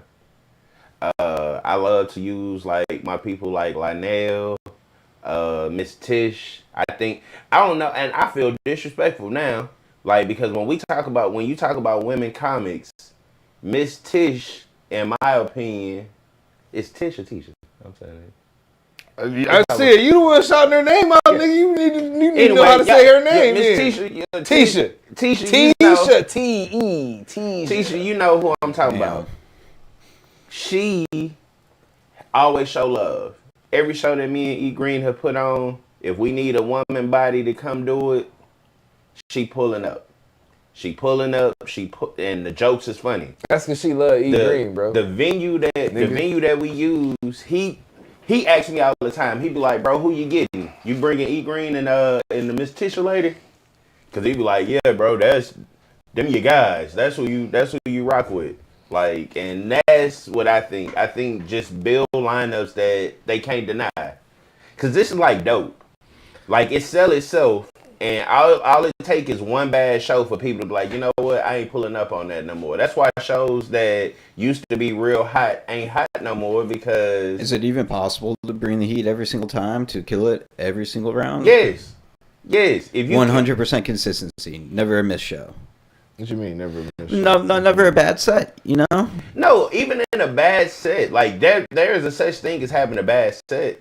But even in a bad set, people will give you grace if you are a lot more consistent. The problem is a lot of time motherfuckers is up here giving mid-pack all the time. So when they do sprinkle in an ass-eating set, people completely off of them because you've been giving me mid anyway. And usually it only get worse. It don't get better, usually.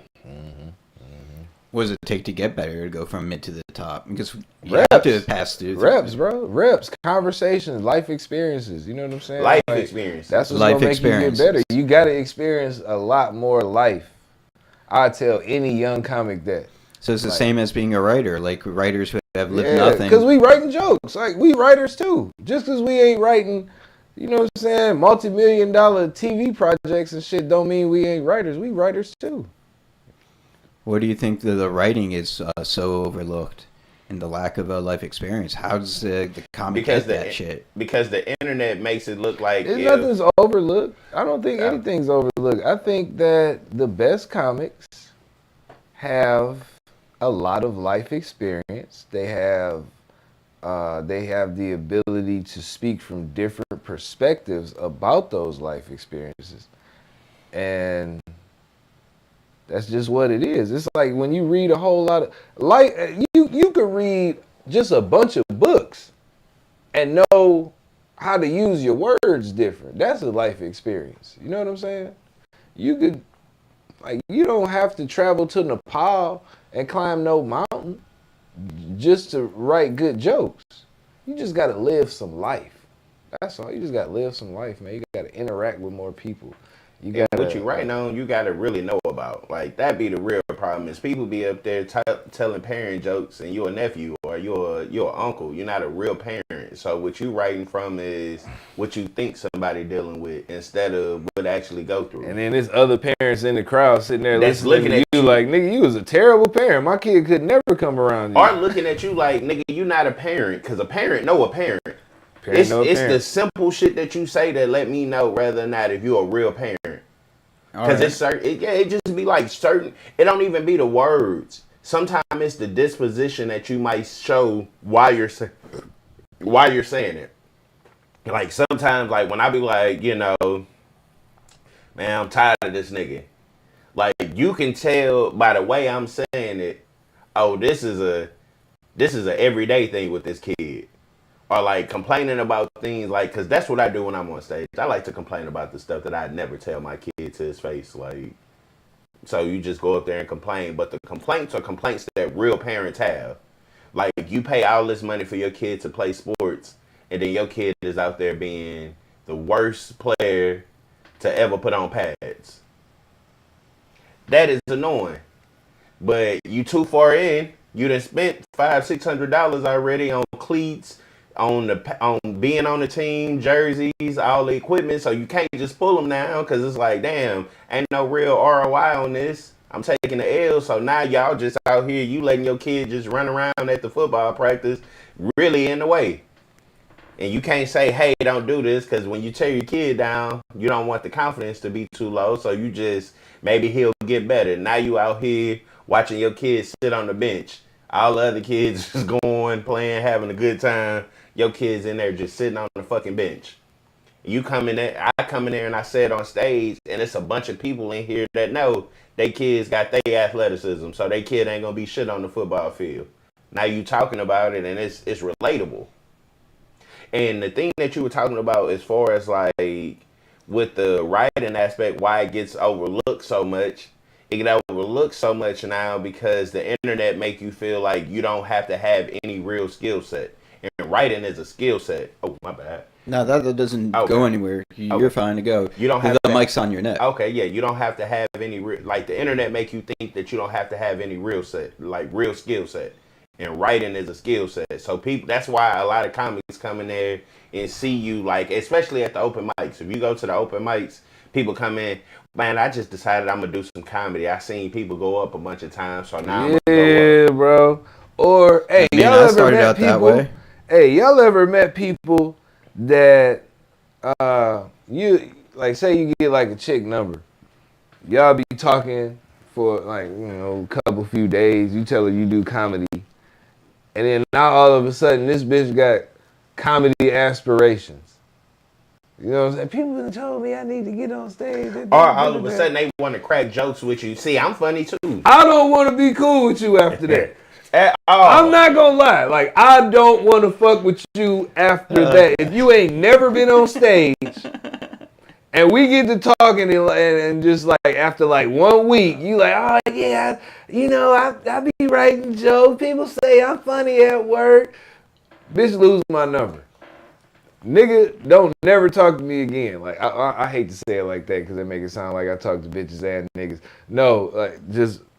So you've never came across an experience where like you were dating a chick and then she was like, I'm funny, and she tried it and maybe she got good? No, I don't. I will never talk to a comic chick. And I'm going to be completely honest with you. Yeah. Them are the most broken women in the fucking world. I don't want no I don't want no comedian coochie, bro. Not out of Houston. I don't want none of the Houston comedian coochie, dog. I ain't gonna lie. It's a couple fine ass comics in Cali, Atlanta, Chicago. Atlanta especially. But I wouldn't, because I just got a thing about, we still competitive, bro. You know what I'm saying? Like, we still competitive as comics. So, like, say me and some more get to kicking it. Some more gonna be getting booked way more than me. And now I'm sitting here looking like, damn, you can't never. And she probably not gonna throw me a guest spot. You know what I'm saying? Like, oh, well, I've been working with Rudy Rush for 20 years. Ain't this a now bitch? You looking at her, you selfish bitch. This a bitch. I'm eating your butt, though. Rudy Rush ain't eating your butt. I'm eating your butt. They don't care. I don't talk to women comics, like, as far as relationship-wise, but just being real with you, bro. Like, I like my woman so far removed from what I'm doing. Like, I don't want no separation. I wouldn't go and work with my chick. I learned that the hard way. I was working with her dead ass. Working with her. Man, my friend. I'm sorry. What would happen? Why was this bad? Working with a bitch. I don't want no work coochie neither. If any of my workmates watching this, I don't want to fuck y'all neither. I'm with you on the work. I don't want no work coochie, romance. bro. That shit. That ain't we made That's a mistake. terrible. I was working with her. We was living together and all that. Like, nigga, no. Absolutely not. It ain't no separation. I didn't realize that you need at least 8 hours away from a woman that you fucking regularly. Yes. I'm telling you. And that time apart, it's like some reason that time apart help y'all to grow. I don't know what it is. Well, it don't always help y'all to grow, though. No, it just give you a mental break. I feel like if you're around your woman too much, she gonna cheat on you. Because I got cheated on. And I feel like maybe that's why, because I was around too much. I needed her to be looking for me.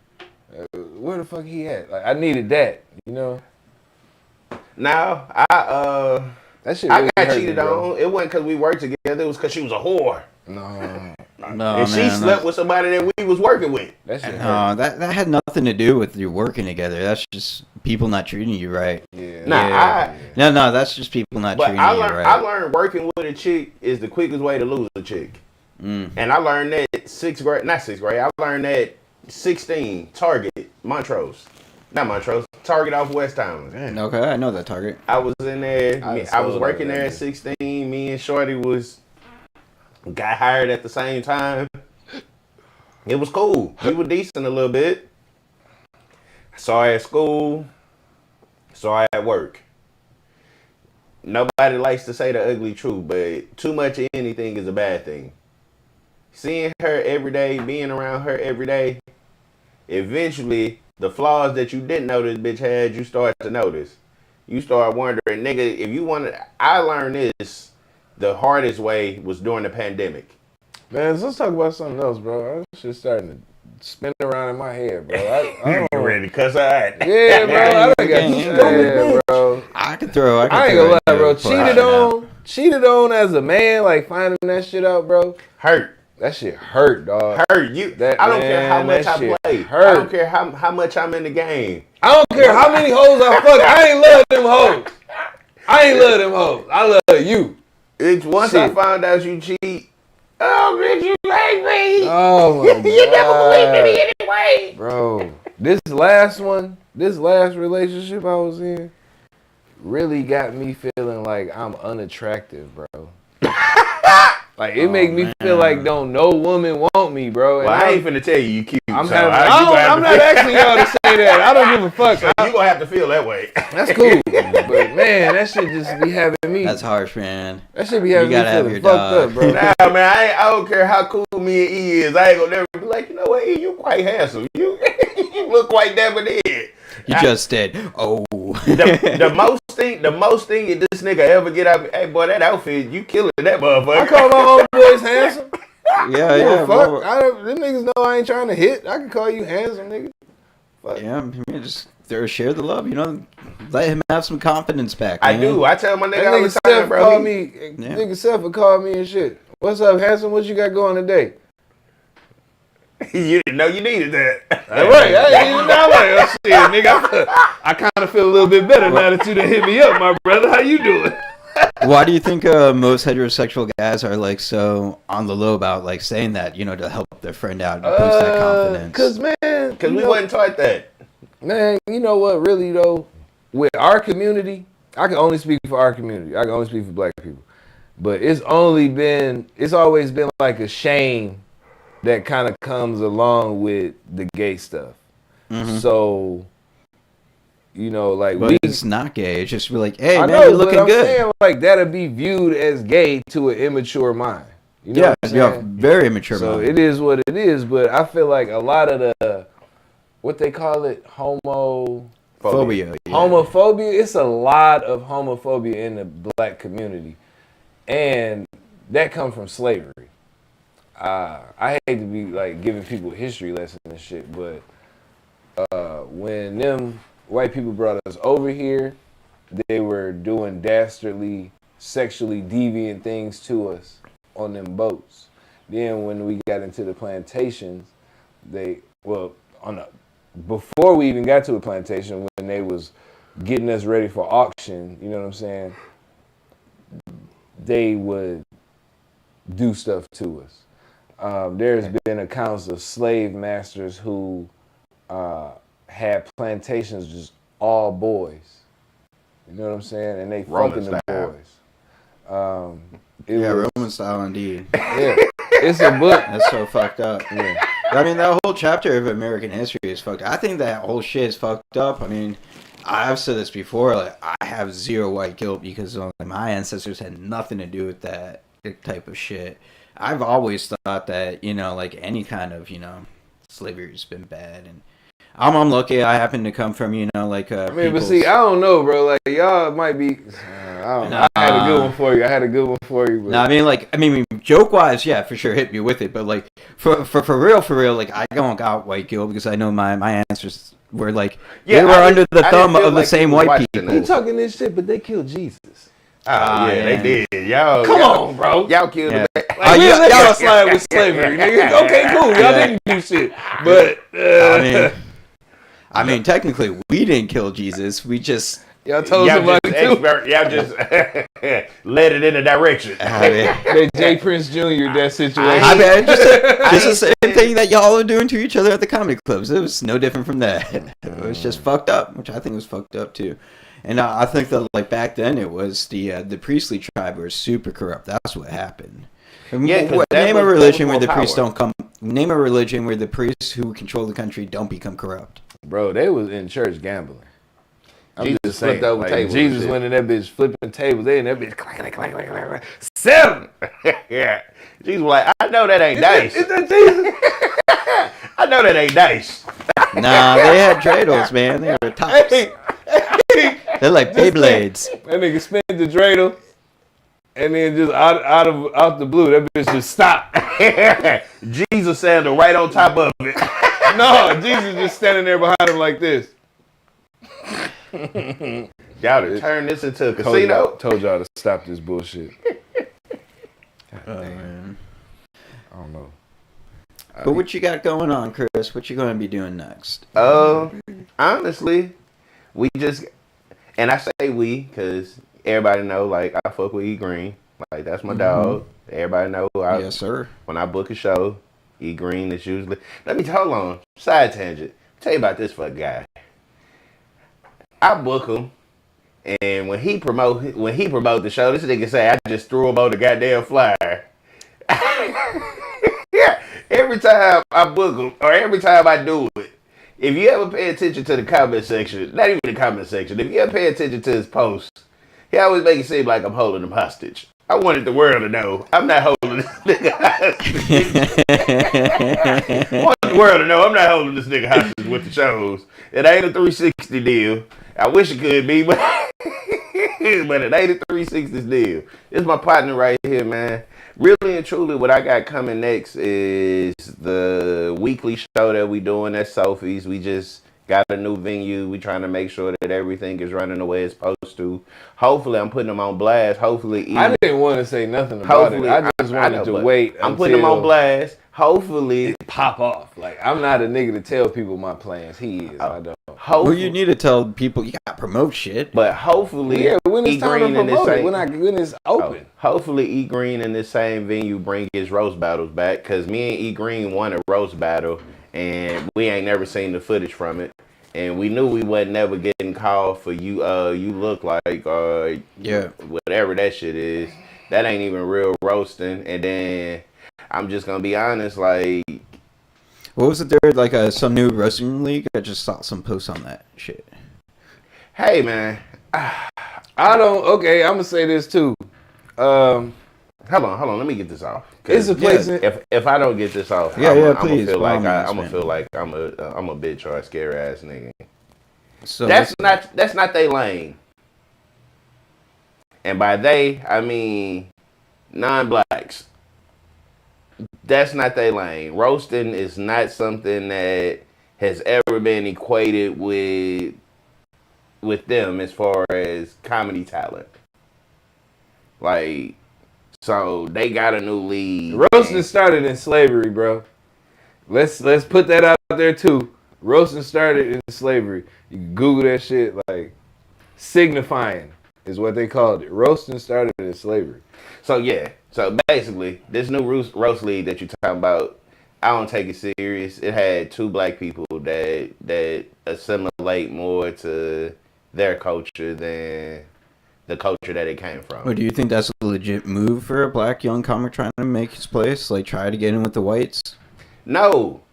Because then you start getting looked at like, okay, if you join up with the white side and you trying to get on as a comic, you gonna start looking like, say his name, bro, because I can't say that nigga's name. The nigga got in your inbox the other day talking crazy. 80 Hodge. You start being a 80 Hodge type of nigga. You know what I'm saying?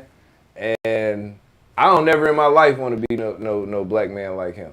Like, and since we addressing that, fuck it. Hey, 80 Hodge, what you said in my DMs was some hoe ass shit, bro. I wasn't gonna say nothing. I was gonna let it slide, bro. But your bitch ass ain't even have enough decency to stand on what you said, bro. You done seen me in a bunch of different events and a bunch of different venues, bro. If you be feeling that strongly about me and stuff like that, bro, we could always settle it the old school way. Nah, he gonna call the police. He ain't gonna fight you straight up, bro. This ain't a threat of no shit like that, bro. I'm not even a tough guy. Like, on the internet to that nigga. I'm not even a tough guy like that. I want peace. I prefer peace. I'm a nice guy. But the disrespect that's being shown to me, bro, play with somebody safe, bro. That's all I got to say about it.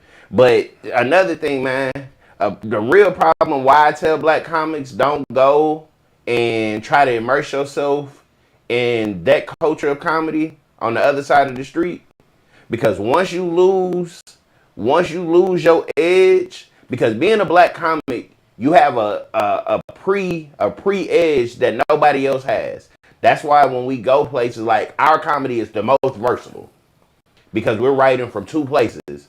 We're writing from a place of of hurt and a place of hurt, or a place of like struggle, and a place of like success.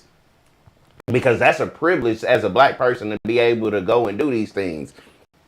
Nigga, they rewriting civil rights right now anyway. Nigga, by sometime next year, now I'm using hyperbole when I say this, but by sometime next year, it's gonna be back to whites onlys and black only venues. They got a white only city right now in Arkansas and in Houston, in Texas. That you gotta apply. No, fuck Viter. I'm talking about, this is new. This shit is like for real. They got over 1 million applications from white people all across America to come and live in that city in Arkansas, bro. Racist white people, if they want to go to Viter, they can just move to fucking Viter. But this place for sure, like, you need an application, background check, application. They checking your credit, they checking your lineage. You know what I'm saying? Your shit got to go back to Norway. You know what I'm saying? And this stupid. I know this is stupid and probably uncalled for. Stop doing that. Stop doing the kid where you swab your mouth or spit on the straw and send it to 23andMe. What's that shit? Yeah, yeah. Why would you give away your DNA, man? That's the source code, man. That's a copyright right there. Yeah. It's giving away like illustrations and shit, man. Yeah, like, bro, stop doing that. Just because it say you 2% black don't mean you really got no black in you. And newsflash, everybody is technically 2% black. Oh yeah. I thought it was just like don't give them your genome, because the birthplace of mankind is America. Is Africa. So. I want to add this. Yeah. I want to add this. Great old civilization, man. I really want to add this. Comedians,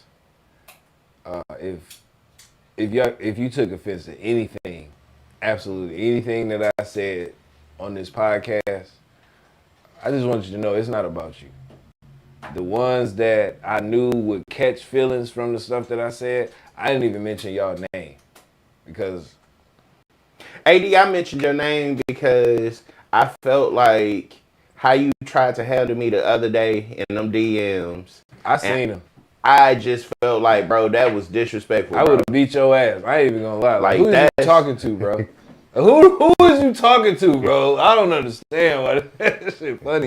But why do you think that those messages were sent? What do you think was his purpose behind us sending those things? Because he thought I was thirsty for time. Like, he thought because he saw me post something that seemed like I was unhappy with my place in comedy, he thought I was gonna thirst up and be like, well, shit, somebody offered me stage time, let me take it. Well, newsflash, I don't have to do that because I have real talent. And I might not post all the shows that I do, but I be booked. And most of the time I'm booked at a private show that pays well. So I don't be booked because I do. I don't be I'll be turning shit down booked, for real. I do. Stay booked, man. Stay booked. That's all I work. I don't care about what comics I turn the show down Saturday. That's another thing. Let me be honest with this, man. Because a lot of y'all been thinking I be coming around because I'm trying to be back buddy. I don't care about you guys not liking me. I don't care about you guys trying to ice me out, or me and my boy being band brothers. You know, that's cool. We not tripping about that at all, bro. The problem that I have with a whole bunch of this situation is, don't say you believe in comedy and all comics are welcome and all comedy has its place, but then when a comic that you know is funny comes into a spot, you make it all of a sudden all the rules change. The goalpost changes with how you can go up, what you're supposed to say when you go up, what you should joke about, what you shouldn't joke about. Like if all comics are welcome, make it all that. And stop putting up all your friends before good talent come and now I'm performing in front of tables and chairs. And get out your feelings, bro. Like, stop looking for me. Like, stop looking for it to be negative coming from me. I don't be in that place. If I say something to you or whatever, I ain't trying to call you out, bro. I'll just be like kind of pulling your coattail a little bit. Like, that's it. You know what I'm saying? Like, you might be on some sucker shit. I don't even talk to y'all, so I be You feeling might like... not have somebody that's a little bit older than you to tell you that that's some sucker shit and you look like a sucker. You just might be around yes men all the time or yes bitches. I ain't no yes nothing for nobody. I'm gonna keep it 100.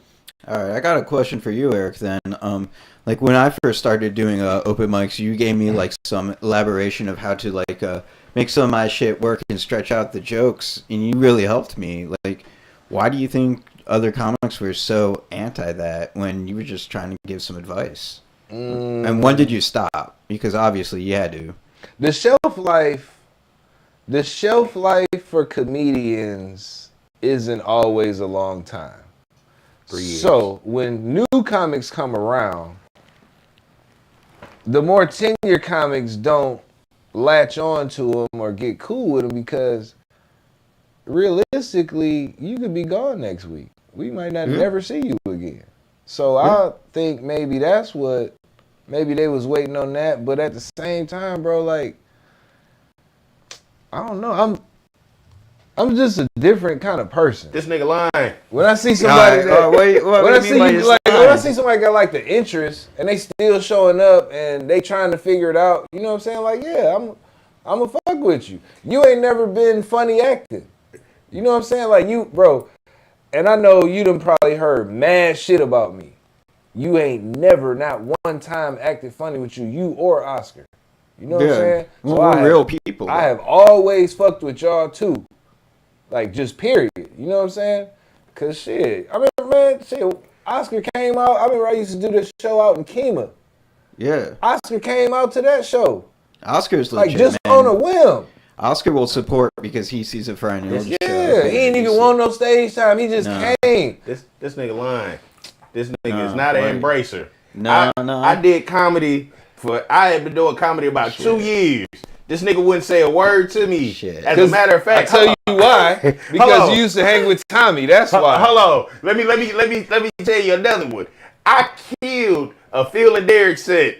This nigga looked me in my solar opticals and said, bro, you ain't tell not a single. He ain't lie though, but you ain't tell not a single joke. I'm in there feeling good. I done made these people laugh. Got off stage. I done went up there and just crowd worked for the little 7 minutes that they gave me.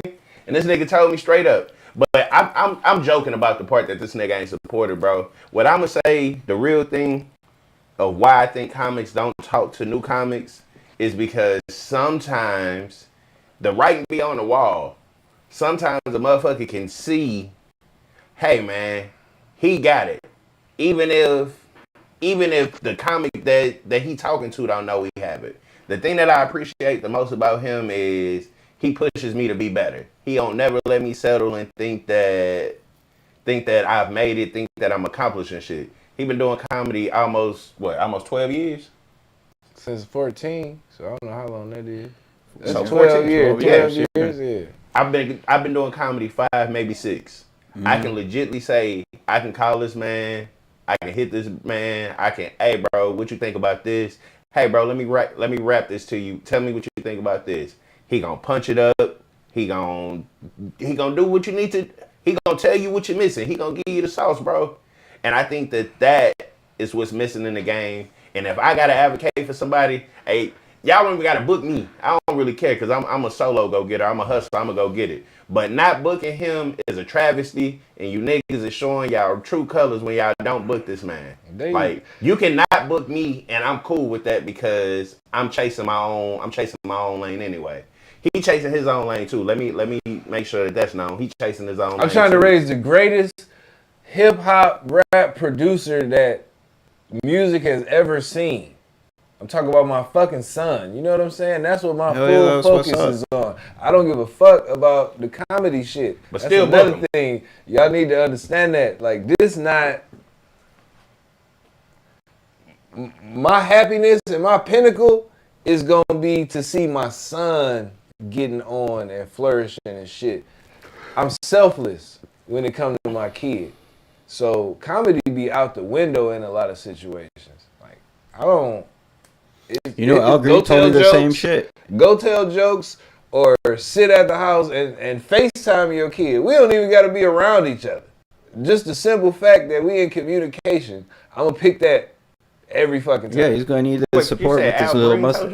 No, Al Freeman. Oh, I thought you said Al Green. No, Al Freeman. He said he stopped comedy for like 10 years to just try to raise his family. Yeah, man, hell yeah. That's what you got to do, bro. Like, I be seeing... I don't want to do that. I don't want to talk about other comics. I don't want to talk about other comics' styles. I'll switch it, man. So, what do you think it will take to make your voice improve for your comedy to? What do you think you need? What do you think is missing from your voice, from your comedy? I don't necessarily think it's my voice. I think it's my presentation. I think that because I've always rested on the lore of the fact that I'm an underground comic and that I'm a black comic, I've moved in ways that were deemed unprofessional, not just by the masses, but by myself. So even with you doing the headshots today, that's gonna be a big improve to. These the first headshots he ever had in his whole career. First headshot ever. Damn! Ever. I got to throw them back on. On the one you kept pulling up, you got him looking like Bushwick Bill on that bitch. That shit had me laughing like a motherfucker. This year Halloween fell on the weekend. But like seriously though, like that's like I think the next step for me is the presentation. Like, oh shit! You look like on that picture you drink the 40-ounce Mickeys with the big mouth on it. Look like I drink straight bacon grease. Oh baby, you going on? Nigga in here looking like Biz Marquis with hair. And you just spent 5 minutes roasting yourself. Yeah, man. Hey, I don't take me serious. That's why I don't. That's why I don't get fucked up when people say things like. Man, I'm finna Photoshop a hamburger on your hand, nigga. Well, one time I was stuck with a group and we were trying to leave like this club, and there was just this one girlfriend amongst the group that wouldn't get in the car. And we were like, get in the fucking car. And I told her, seriously, I don't take anything serious. And she was like about to jump out of the car, and like while it was driving, like I don't take things seriously either. Man, some of these comedian girlfriends, bro. No, that wasn't a comedian girlfriend. That was no. That was I stopped hanging out with the dude whose girlfriend was. I stopped hanging out with both of them because they were crazy ass people. Crazy people, and she abused him. It was one of the cases where she would kick his ass. She'd be fucking him up. She'd be fucking him up. Like she knew. You gotta try the sour. I love sour cream, dude. It's a white people thing for sure. Definitely. Because he said sour cream. I was like, huh? Not sour cream flavor, just sour cream. Yeah, I was like, I like sour cream flavor. Then he came with the tube. I was like, oh no, I'm cool. I was like, this is for me. Like, you shut up. But now I don't think he liked it anyways. But man, like she would fuck him up. Like she took jujitsu one time. She was wearing heels. And she choked him out. Dude, she kicked downwards and like there was a flap of skin from his shin, from his knee to the bottom of his ankle. Need to call the laws on her. Dude. He told us that he was jumped by a gang of Latino men. Like, I haven't seen a gang of Latino men jump a white person before. And nigga, you should be able to fight them. All of them, the tallest is probably 5'7". Everybody know Mexicans is little. Oh man. That's what that made me remind me of seriously, I don't take shit seriously. But this bitch almost tried to jump out of the fucking car after I said that. I just think that the moment I take myself too serious. Oh, I want to answer a question too that you had asked me last week because I watched. Okay. All right, sure. What was the question? The writing process for me. Yeah, what's your writing process, man? So I don't write traditionally. Right? No. And what does traditionally writing mean? Like, I don't sit down, here's a pen and pad. I don't do that. Because the moment I read what I wrote, it's not funny no more. I don't know why. I don't know what. You don't think your written voice is your authentic voice? But the moment I write, it's a rap. So the secret sauce is it ain't no secret sauce. Like, comics stop believing that the only way to be a good comic is to write 1,800 hours a day. The only way to be a good comic is to get your ass on stage and live your life. That's it. That's all I had to say. Yeah, man. I mean, it's powerful and it works for you, but like, I don't think that would work for me. I like my written jokes, you know. I like, you know, like turning like a tongue twister into a punchline, you know, shit like that. That's what's up. You know, like, I don't think that I could just go on stage and riff based on everyone who's wearing, you know, green and yellow hats. You know, or True. like, damn, you got a full grill? Like, what are you doing? I gotta work hard Shit. every night when I do comedy. That's another reason why I think people enjoy my comedy is because. But when you are roasting and you are doing crowd work, there's a punchline already, and you're leading the crowd there. You know that. You've written that. It's just. Yeah, because I mean, like, don't get it twisted. Like, you write, I just don't write, if that makes sense. Yeah, you're just not writing in a pad, but you I'm have a written writing. joke. Yeah, I'm writing all the time. Like, every day you live, every conversation you have is technically writing. Like, one of the beautiful things about talking to people that I deem as funny is sometimes the joke come from within a conversation that had nothing to do with comedy. Like, sometimes it's just my best jokes are written that way. like, just I call E sometime and just be like, we just having a regular conversation about what's happening at his job, what's happening at my job. And I'll go on stage and try something, and it's solely off of what me and him has been talking about.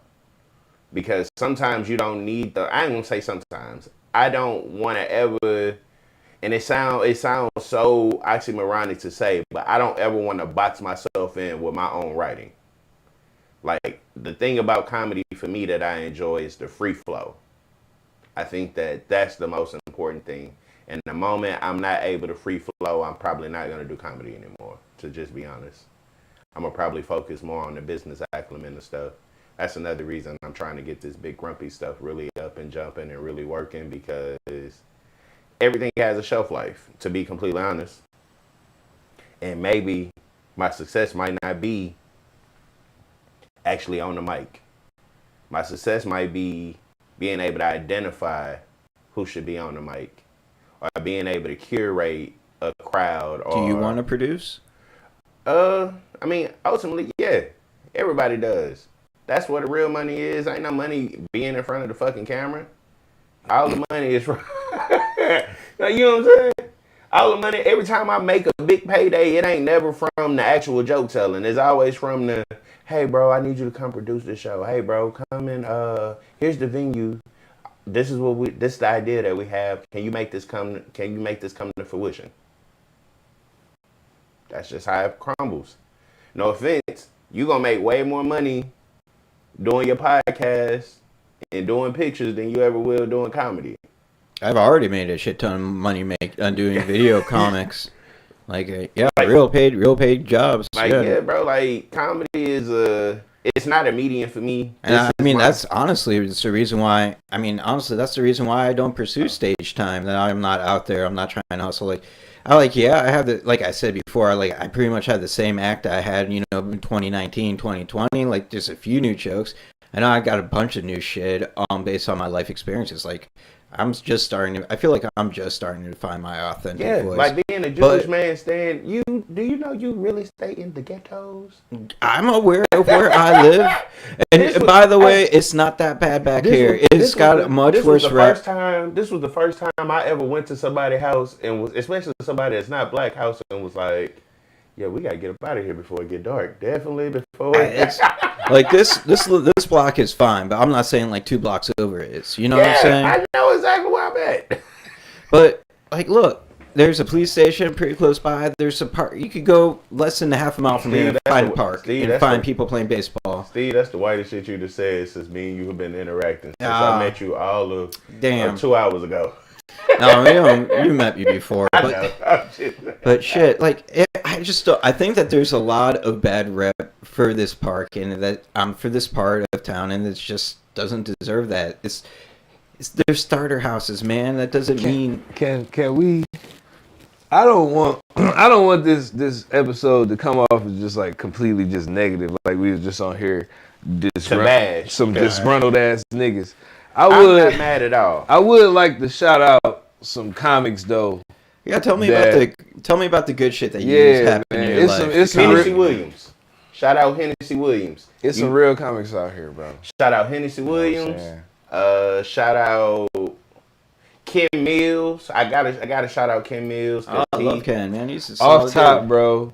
That damn Monty. Shout out to that nigga. That's my motherfucking dog. You know, that was our highest show was the That Damn Monty show. Yeah. So I love you, Monty. So that damn Monty. Shout out to Bryson Brown. Shout out to Kenise, even though you ain't promote like you do. Shout out to Kenise. Hell yeah, shout out to Kenise. Is another comedian, but he moved to Los Angeles. Shout out my brother, Shabazz Playtime. Kazim, Rahman, Kazim. Shout out to Kazim. Solid ass nigga, bro. You know what I'm saying? A comedian that don't do it too much. The originator of Back of the Bus, my nigga Seth. Seth Bullock. Shout out to Seth. You know what I'm saying? Seth has always been solid to me, man. Always solid, bro. Never been fake, bro. Yeah. Seth, man, you've always been cool to me. I appreciate that, man. A lot of people have fucked with me, but you were his motherfucking flowers, bro. That's what you've I'm been saying. cool, man. That's my dog. Yeah. Straight up. Really, bro, now, she act funny with me, but I always have held her in high regard. I ain't never disrespected her or nothing. She just, like, maybe like in the last year or two, she don't really fuck with me. But Nitra, shout out to motherfucking Nitra. Nitra done gave me a lot of advice over the years. She done threw me some work over the years. Yeah, her and Tressa Ellaby. I'm super excited. We're going to have Nitra on the podcast soon. Yeah, it's going to be fun. Way she gave a nigga an alley-oop when she was running St. Bernard. She didn't even know if I was that cold or not. Cool. Her and Tressa Ellaby got together. They let me headline at St. Bernard. So shout out for that. Shout out to Letitia Smith. Motherfucker. Yeah. With your ass. Yeah. Shout out to your ass, Jameen ass. With that honey pack. That honey Speaking pack. of which, I'm gonna have to get some of that from you. You should have brought a honey pack. Man, let me see. I think Al Freeman, bro. Al D. Freeman. Look, I'm tired of y'all disrespecting Al Freeman, bro. Never here, not on this podcast. Finally, not on here. But online and shit, I be seeing y'all on Facebook so legit, man. talking crazy to Al Freeman. Nigga, you will never have your name at the end of no sitcom as a writer, dog. Shows you grew up watching. His name at the end of it.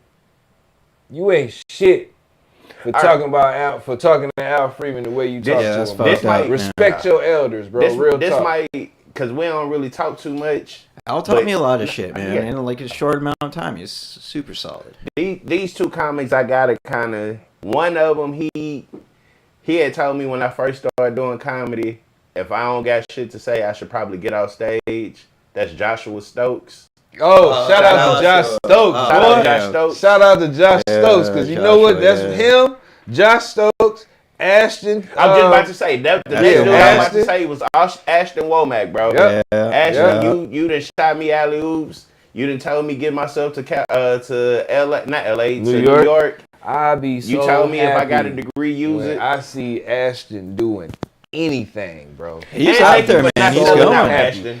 He's breaking through, man. Not He's awesome. selling out Ashton. Now, see, if you take the white route, let's go back to that question.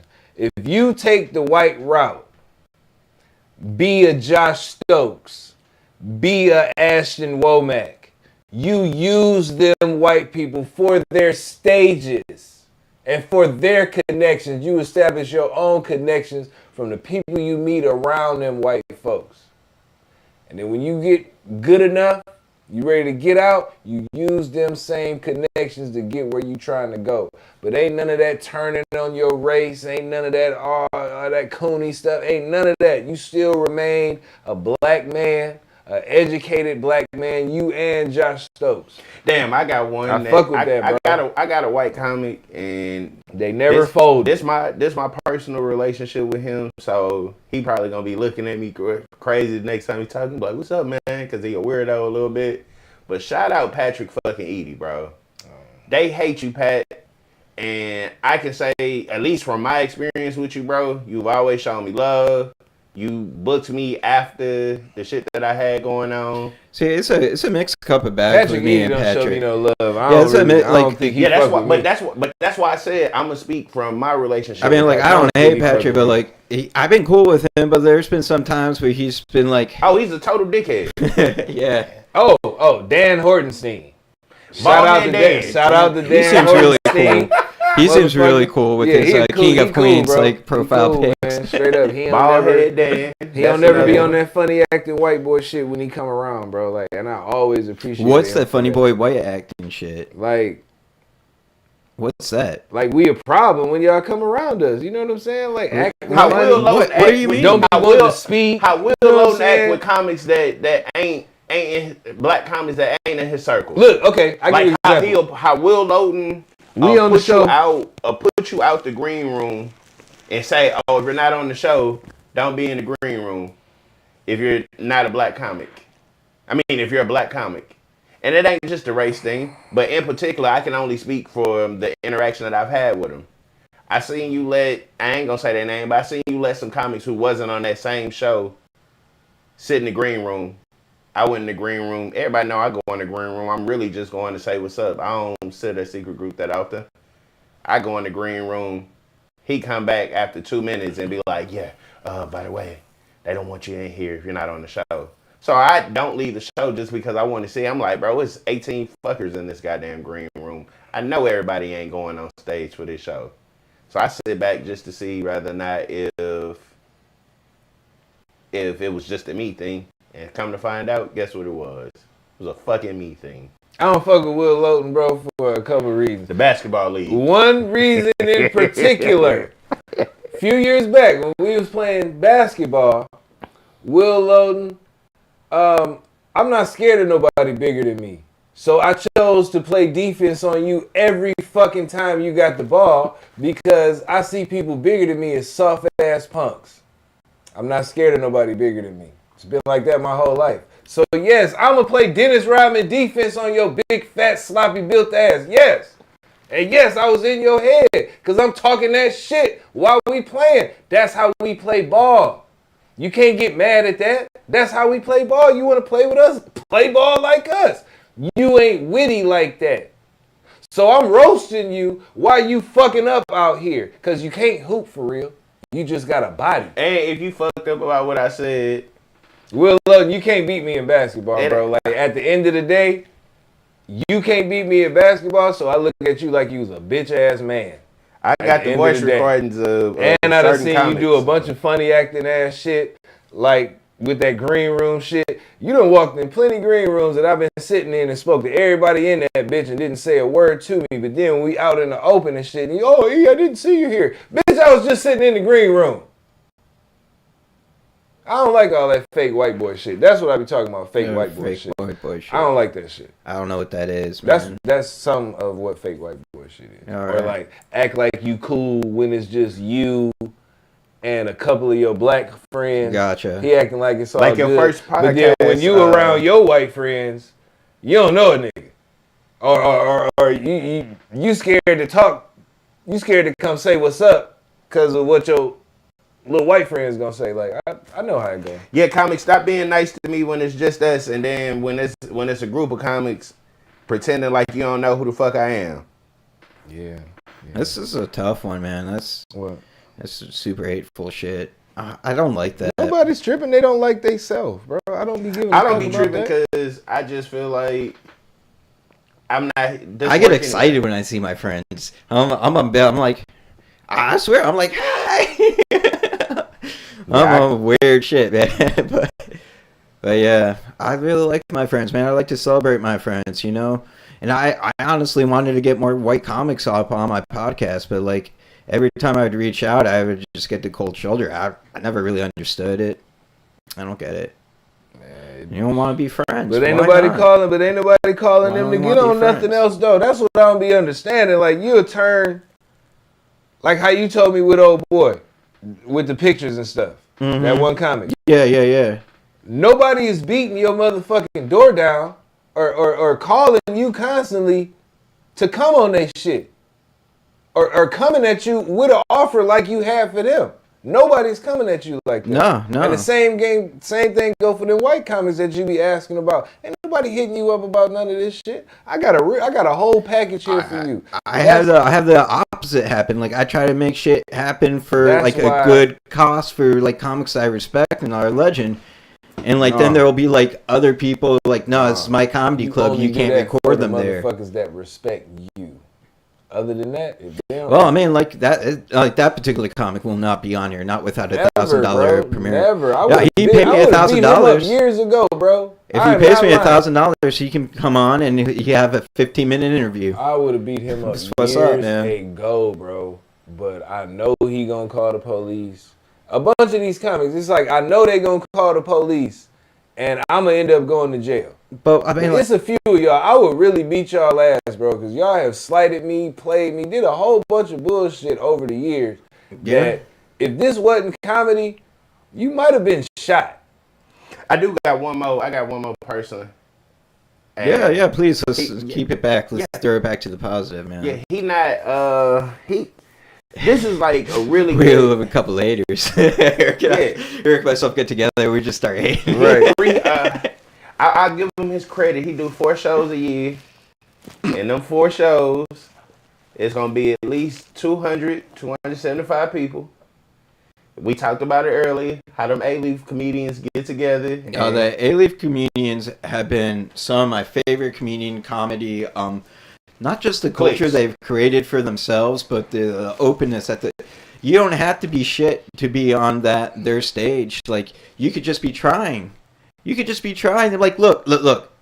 It didn't work for this show. We'll give you another chance. It's low bar for the A-Leaf comics, dog. I'm just saying. They'll give you the opportunity They'll give you the opportunity to fly or swim, man. They ain't shit. You can fly or swim, man. But they'll put you there, and they'll let you have that opportunity in front of a real crowd. Yeah. Who else is doing that? This is controversial. What I'm about to say. I know this is. Sally E, you're not funny enough to be gatekeeping the way you do with a free mic. It's not like y'all it's not like y'all paying, Hey, bro. He will try and fight you, bro. I heard he tough. I'm not gonna lie. I heard he tough. And again, stop gatekeeping. Maybe heed Eric's words. Stop gatekeeping a place. I signed up for that for your room too, my nigga. That's why I'm saying something. I signed up for your room 3 or 4 times, bro. And I really feel like you ain't letting me get on that bitch because I'm funnier than you and whoever else you put in that show together. And I seen you booed in front of your mama. So don't ever. You got booed in front of your mama? Don't ever. Please. You need to quit comedy, bro. My mama came to one of my shows and I absolutely killed that. Just stop getting Happy Mother's Day. Happy Mother's Day. Happy Mother's Day, man. Happy Mama's Day. You got me fucked. It ain't no way I'm bombing in front of my mama, bro. My mama's? Boy, you done lost your motherfucking mind. Hell no. Hell no. Bomb in front of your mama? That's it. I want to end this with love. You not her kid no more. You not her son. Happy Mother's Day to all the beautiful women out there. Your daddy ain't your real daddy. We ain't just ending it like that, man. Okay, cool. How you? Oh my God! In front of your mama? That's crazy, dude. But I mean, you seen the set, like, bro. I was on a Bob Sumner showcase. Al Freeman put me on. Shout out to Al Freeman. Shout out, man. The other comics that was on it was hating that I was on it. And Al had told me that shit. And I was like, around that time, I started to kind of look at comedy different. Around pandemic time. Yeah. And after pandemic, Yeah, that's when I fell off. That's when I really started to look at comedy and the comics like they wasn't shit. Oh yeah, and Man. comics who stealing Bernie Mac jokes yeah. and mixing it in their host set. Stop doing that. We know. We always did. I ain't talking about nobody in particular because there's a bunch of people that do this shit. But man, pick a side. Pick a side.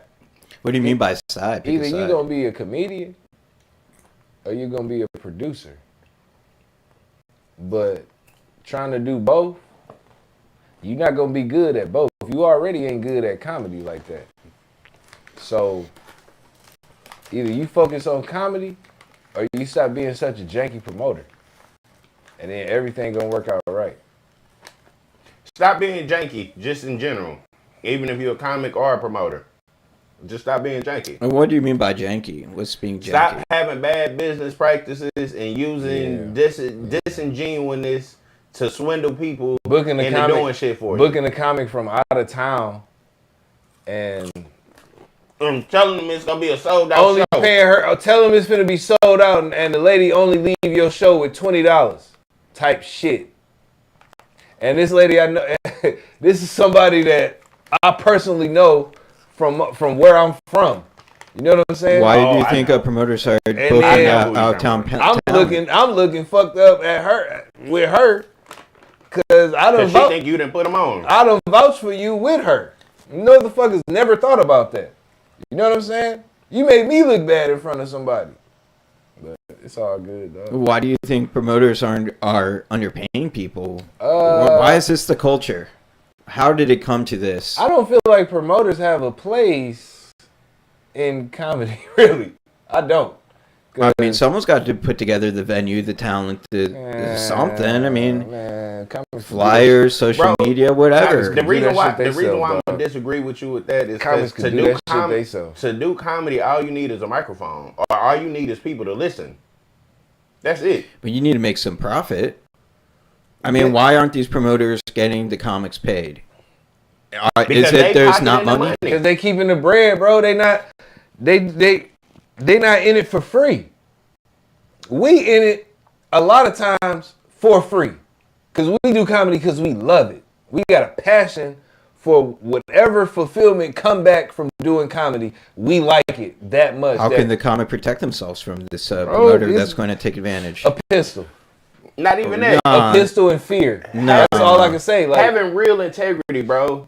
Turning down shows with motherfuckers that I like that answer better.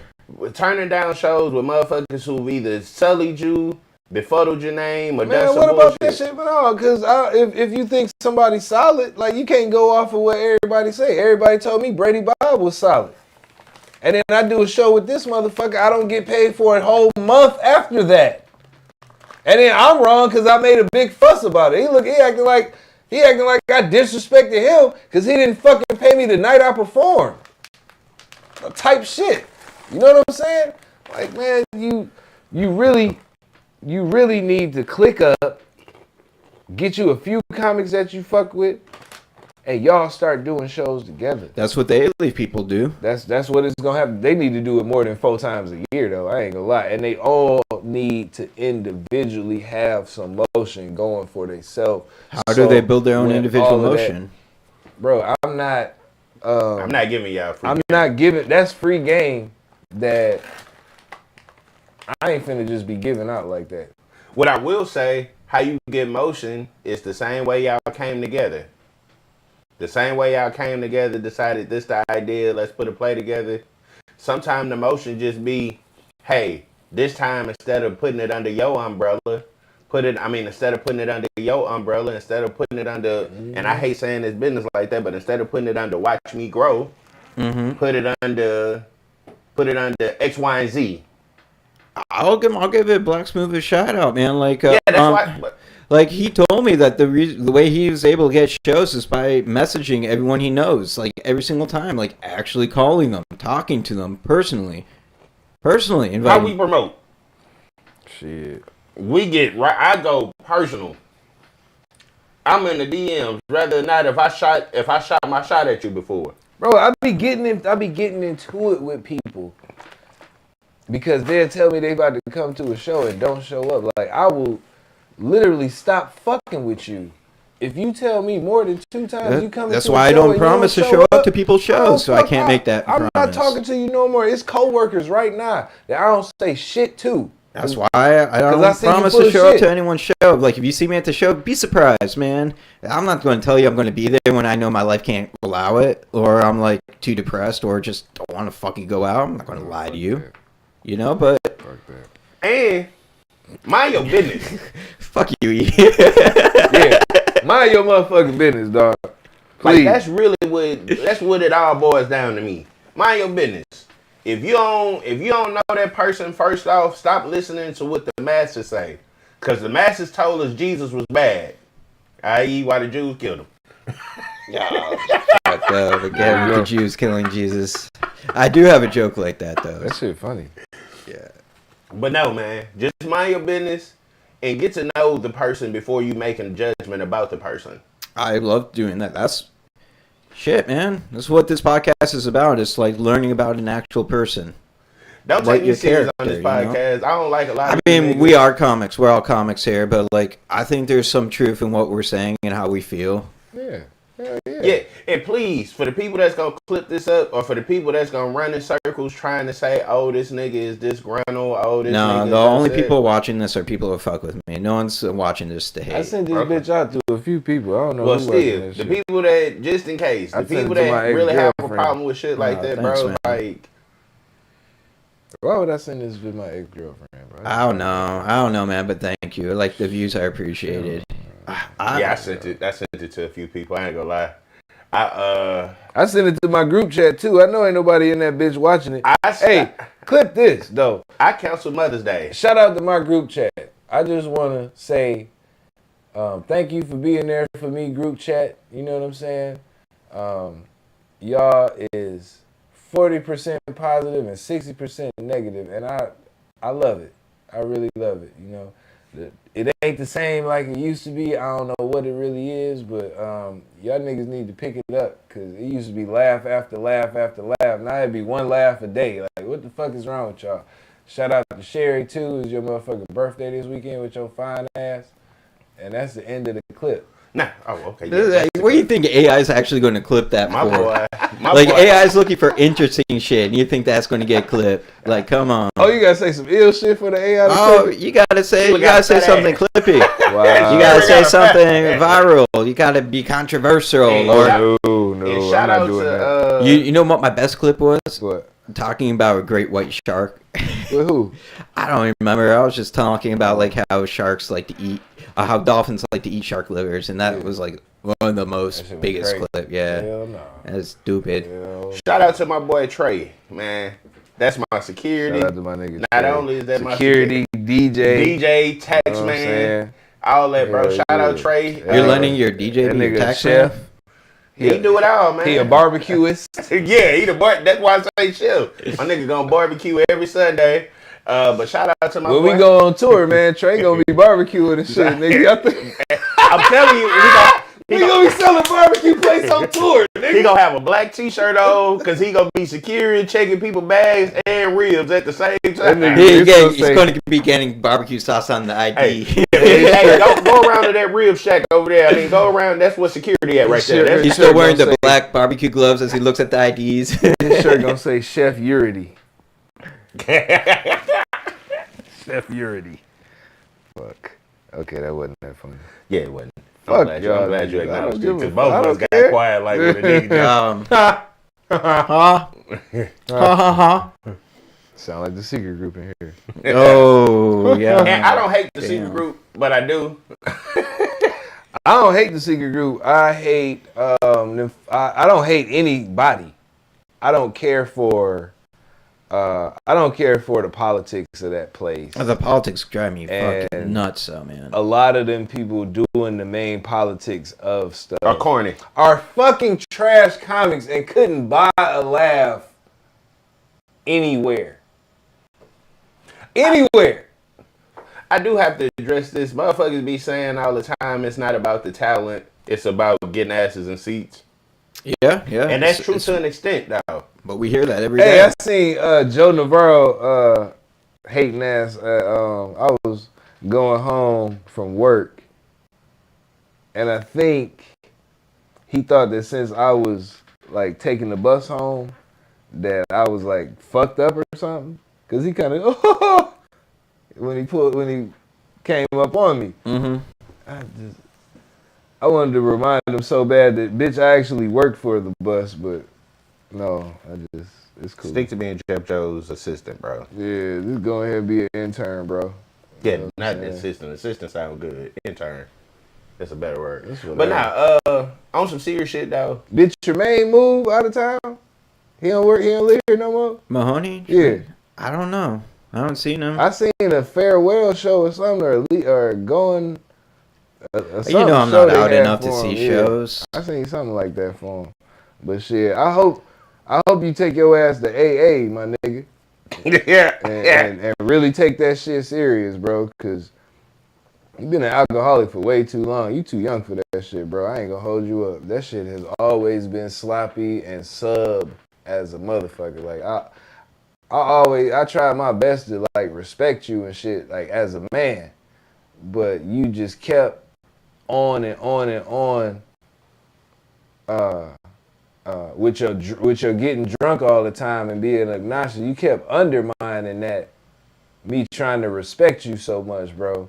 And I just hope that you could find some peace in your life and just get that completely out your system, dog. Because when they say a drunk ain't shit, that's true, bro. Like, that shit don't look sweet at all. Like, that shit don't look cool. It's nothing about being an alcoholic that's what's up. So I want to switch gears a little bit. What do you think Houston black comedy scene could do to, like, make it rival what you see in Atlanta? What could bring the comedy?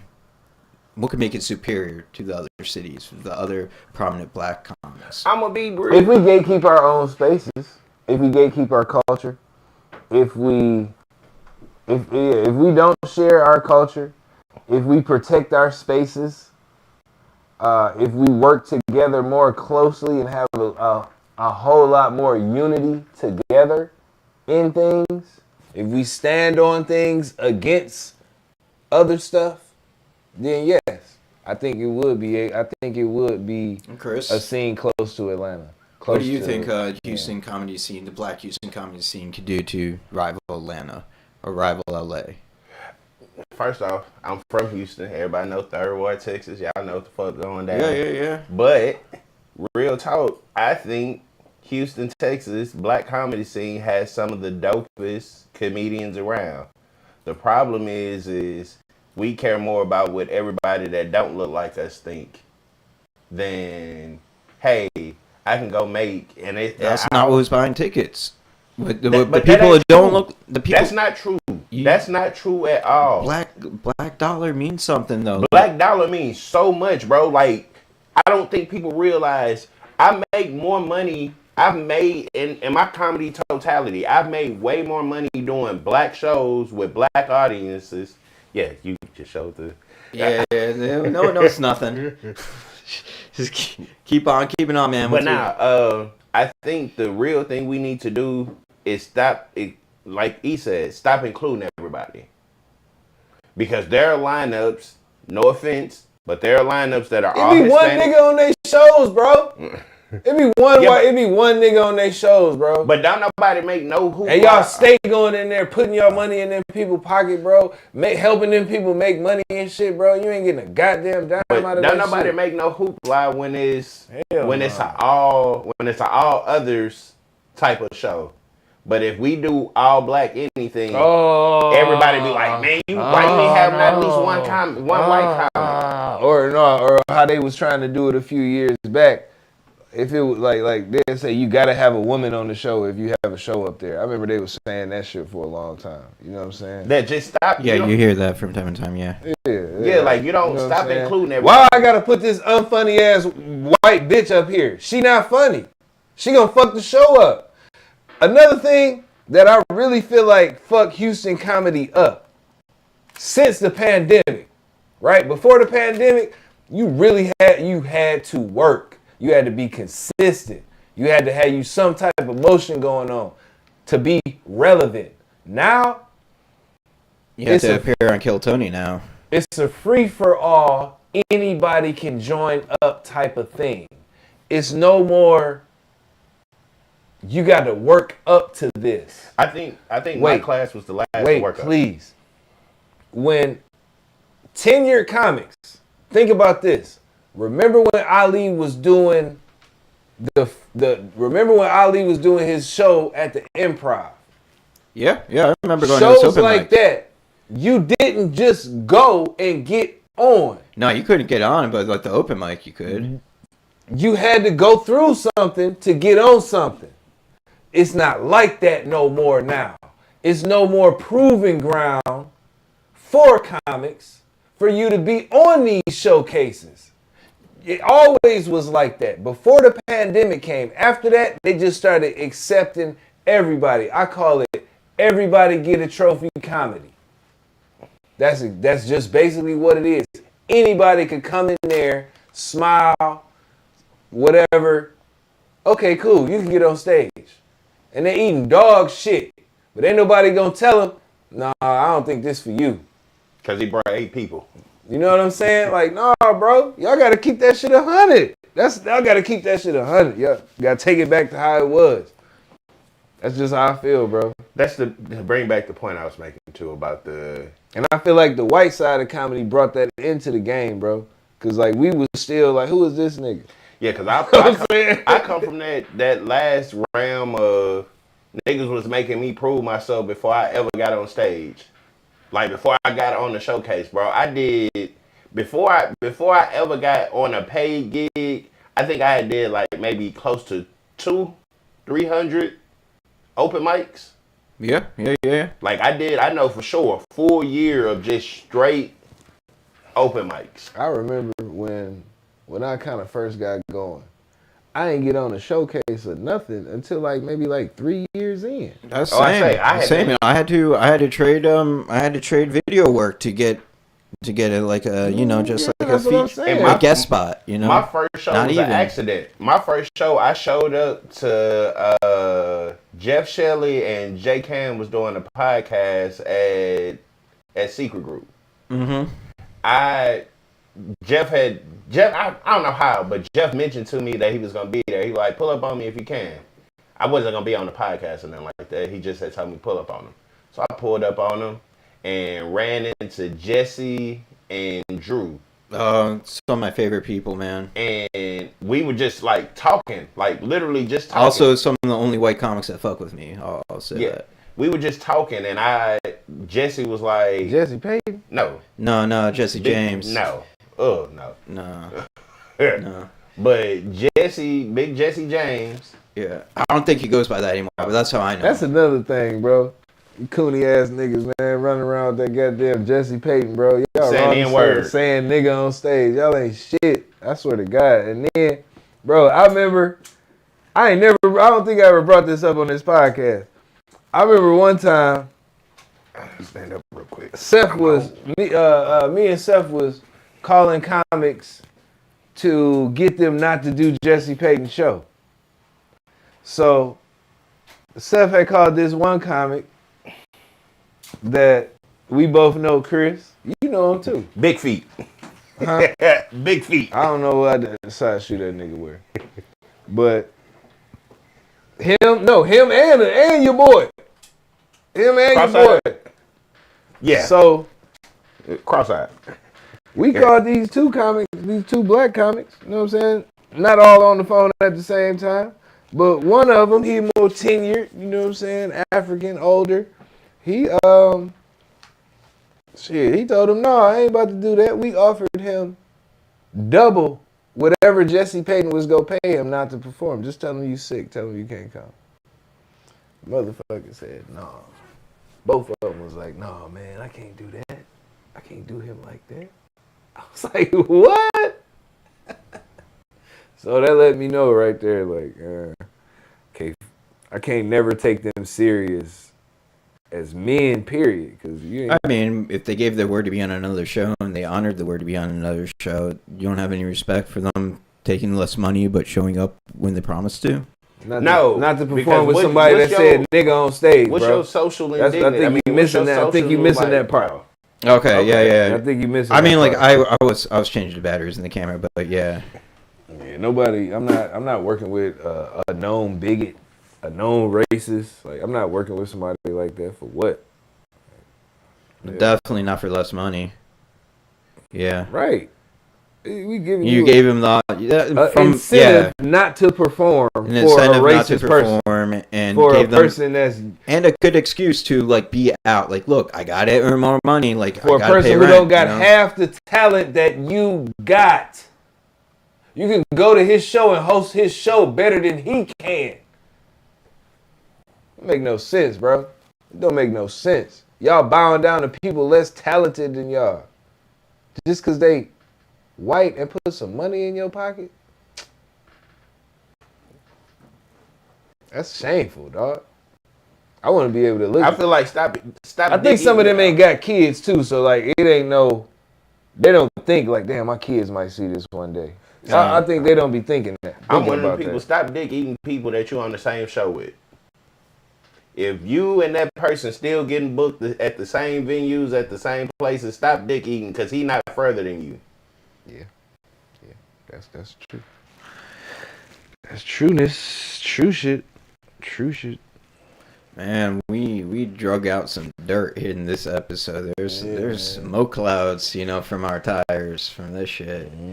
Somebody, you know what? Ain't nobody gonna say nothing about it for like a couple of weeks, and then they're like, man, then people gonna really start acting funny with you, Chris. I don't care. They already. I mean, they gotta tune in. Like, I don't get booked anyway, so it ain't no. You're funny, man. You'll get booked more, man. Put it this way: I don't get booked by them. I don't get booked in those same circles. So, to me, it don't really matter no more. I finally realized, like, even through the midst of talking on this podcast, I finally realized that the best thing for me to do is what I've been doing, and that's working solo, create my own lane and avenue. And when you're creating your own shows, who you want to put on? Who do you want to see? Who do you want to be on your side? I know it's E, but I got a dream show I want to do. I want Bryson Brown. I want E Green. I want Monty. I want Monty. And just one of my personal favorites, Lil Daryl. Oh yeah, he's funny. I did if I can get a I worked with Lil Daryl pretty recently, and I did a skit with Nicole and Mike Worm and Lil Daryl. If I can get a lineup with them that ain't gonna cost me $1,000+, I'm gonna do it. You think you're gonna have to pay out the ass for these performers? I want to. You want to pay them out? Yes, I want to. That's what I really want to work on when I start producing and really pushing my own shows like that for real. Is I want to be able to pay you the money that you really deserve. Like E Green, Monty. Do you think it's possible for you guys to be able to get your own club like Andrew and Steven Brandau? No. I don't. We ain't got rich white daddies, bro. They ain't, man, them boys were some losers, bro. They ain't had shit going on before, but they was unemployed, bro. They was losers for real. Like when they used to do their open mic at Warehouse Live. That was like they lair. You know what I'm saying? They used to have they shit there. Like them boys stumbled on a good deal. No, they didn't stumble on no good deal. They daddies had money. Brandau daddy got that paper. Youngblood daddy got that paper. They went to their fathers like, hey, we want to open up a comedy club. Okay, bet. Here, gave them the money. In real time. Them motherfuckers ain't. You can't make this up. What? What's up, man? In real time. Nah, shut up. What's up? What? What? What the fuck is that? That means nothing for the guests of the audience. AD Hodge just slid in the DMs. He's not watching though. This is just a coincidence. So what? Let him slide in the DM, bro. But you really gotta stop you really gotta stop even mentioning motherfuckers, bro. Yeah, you know what I'm saying? Yeah, like it's not he real, don't man. count, bro. I don't count him as a black man. I don't look at him as a black man, so I don't got shit to say to you. I never gonna work with you. I never want to work with you. Like, I feel like working with you is gonna make me look bad with other black people. And that's the last thing I want. So no, I'm never fucking with him. I'm not even speaking his name out my mouth, bro. He don't count. He's dead in my head, bro. That's a dead man walking. He ain't. This motherfucker's dead, bro. Give a fuck. And he ain't finna say shit. He only gonna say shit on the internet.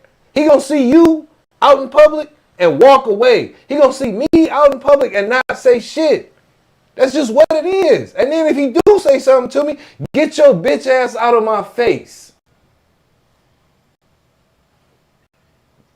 That's all I'm gonna ever have to say to you. This done turned into Adam 22. I'm just saying, get your bitch ass out my face at the end of the day. I guarantee he does not care. He's not watching. You been a bitch ass nigga, bro. I mean, if he is, thank you for the views. Remember when you were scared to hoop? Cause a nigga was talking shit to you? You remember that? I still got them messages in my phone. I ain't coming if he coming. Why not? You think he gonna shoot you? Pussy ass. Get the fuck on. This nigga ain't wanna hoop.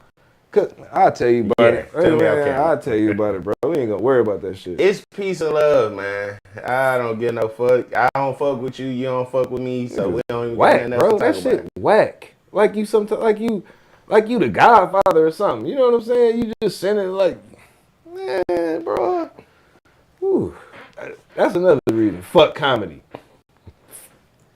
For real. Like, I love comedy though. Hell no. I think that it's changed my life. I was able to pay my legal fees through comedy. And that's cool. Through the backs of women who love me. I can't say one benefit that comedy has had on my fucking life, bro. Not one. Not one. It's not. I can't. One. What? I can. I got to meet you through comedy. Okay, I'm talking about my own life. Like I can't think of one thing that has made my life better from doing comedy. I learned how to write better. What is he calling you for? Fucking pussy. Like, that's what I'm saying. Now he gonna call and say he gonna sue somebody for defamation? You gonna pull a white boy move? Is that what you calling for? I wouldn't worry about it, man. I don't. This is. He whack, bro. Like, really whack.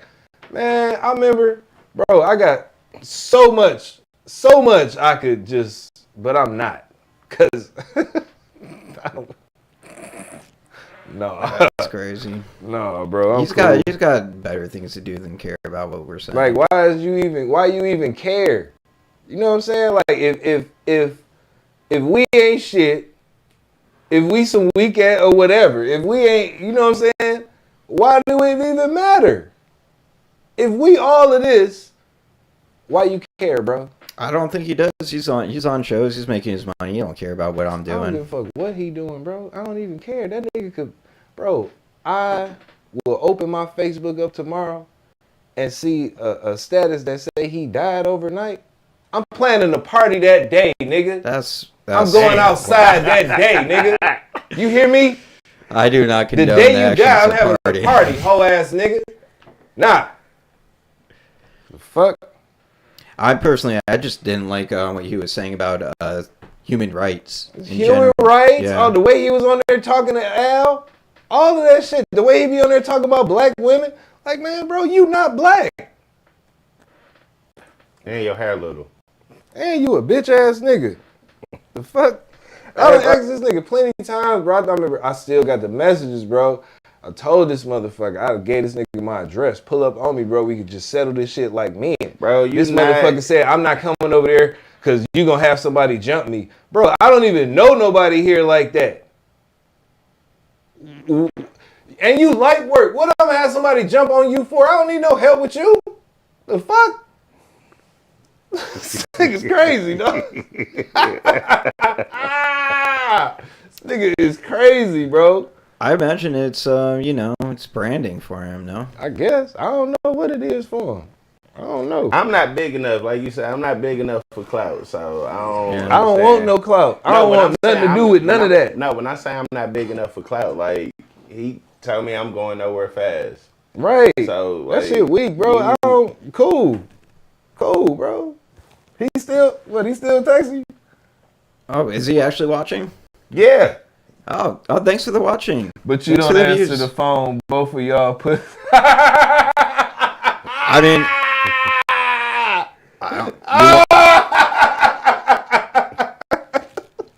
I just, hey, you ever trying to defend yourself in messages? Two niggas that don't give a fuck about you. Like, just stop. Bro, prior to you texting me the other day, we hadn't texted since early 2024.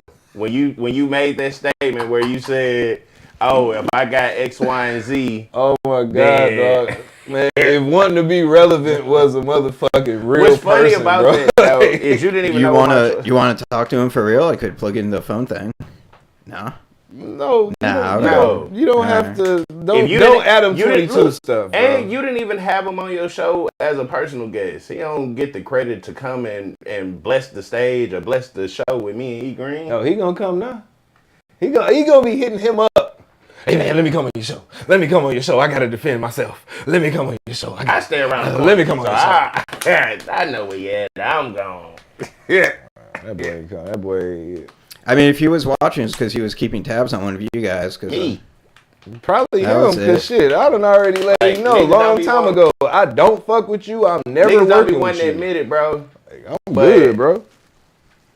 You a fan, bro. It's not even that, bro. It's just certain type of people. I'd be happy for fans, honestly. Certain type of people, your personality just honestly, don't I think, match. man, gotta work on that human rights. Like, we all deserve the same basic rights and the same freedoms. And the crazy part about this is, AD, the first time me and you ever met, bro, was at that Mason show.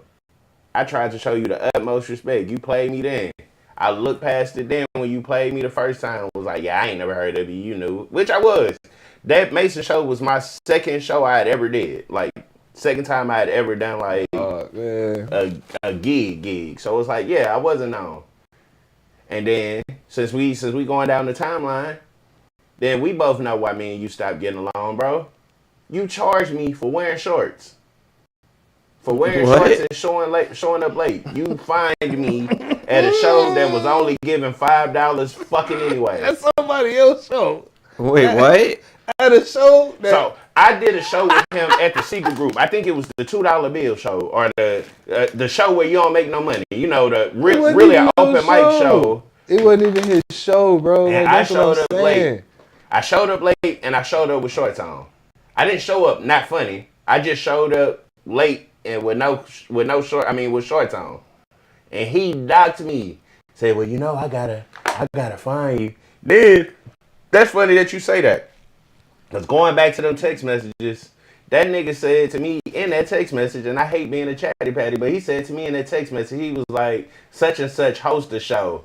I run the show. Like, nigga, no, that's not your venue. That's not your show. Like, nigga, you gotta relax. He's still doing that shit now? Nah, I think he done. They took him off of that bitch, didn't they? See, that's the thing, bro. Yeah, nah, bro. You think joining up with them white boys gonna get you somewhere, but they'll pull that rug from up under your ass real quick. I mean, they don't fuck with me. Who? No, the white people, they don't fuck with me. I mean, fuck them.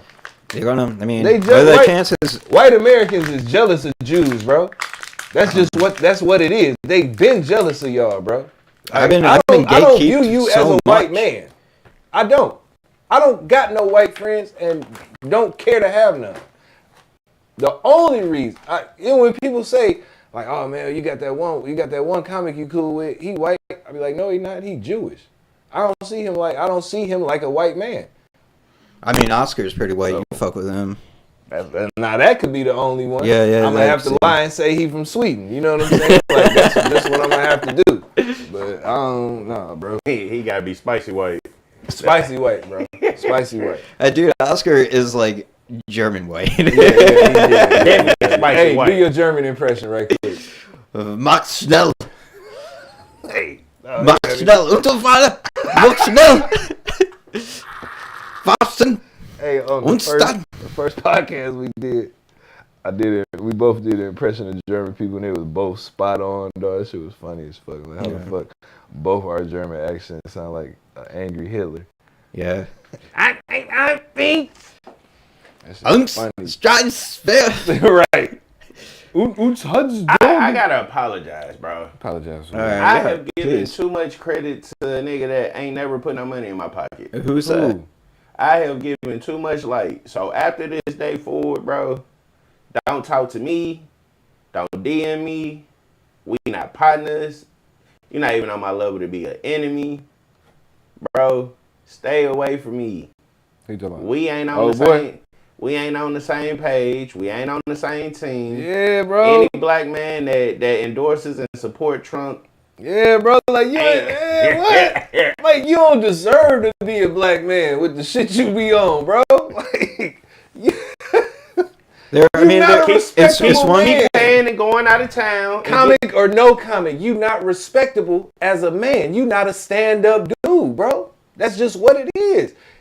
If you was, I probably would fuck with you. You know what I'm saying? But for that simple fact, bro, like, you ain't got no integrity about yourself whatsoever. And don't let me bring up that shit from the way past, nigga. How you was acting about that bitch. Don't let me bring that one up, bro. You never been a real nigga. From the time I know you, you never been solid, bro.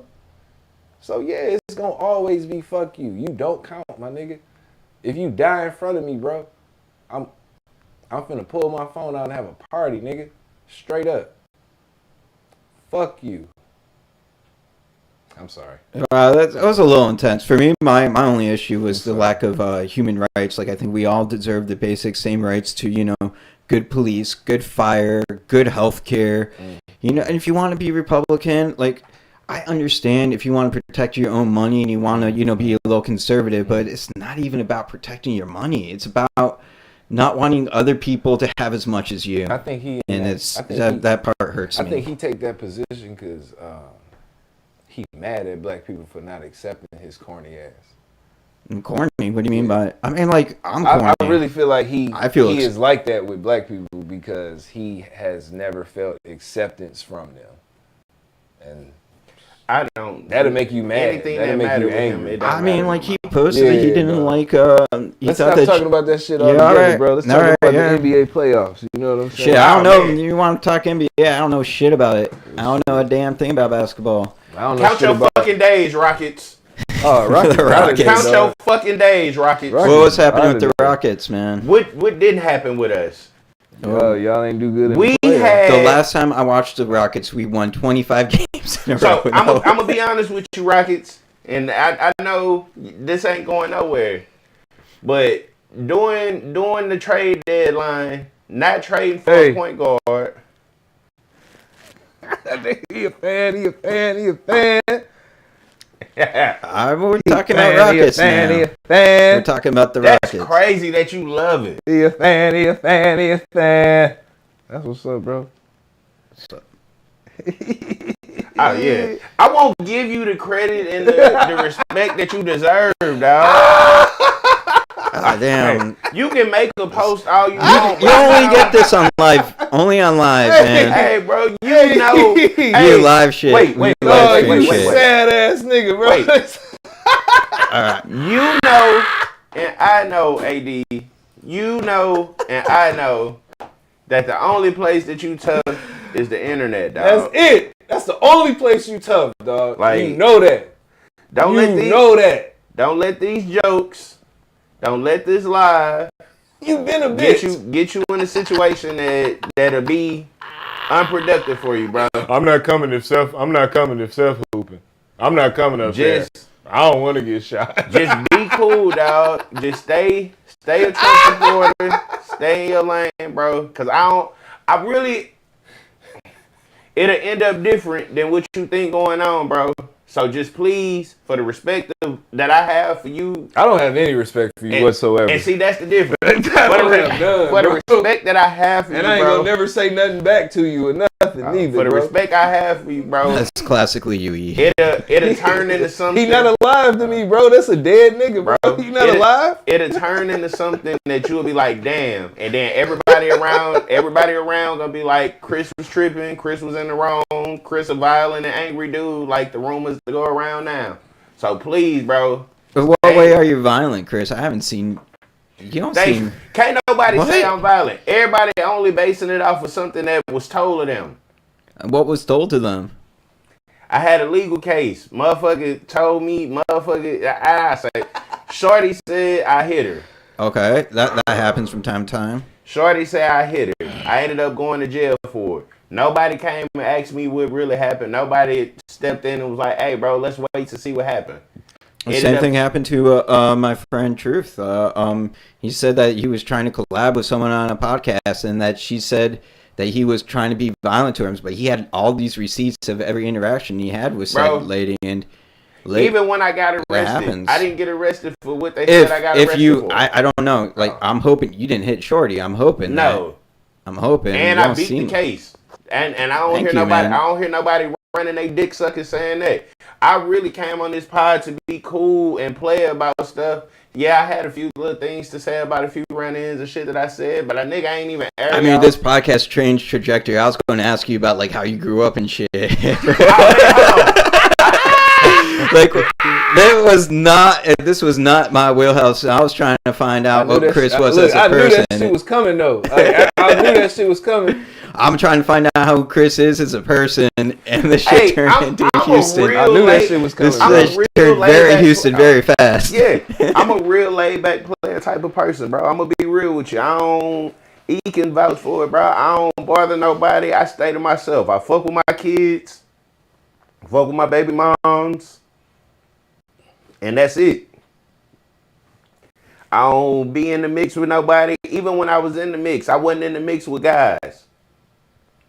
If you know me in the comedy scene, you know it's one thing I'm going to do.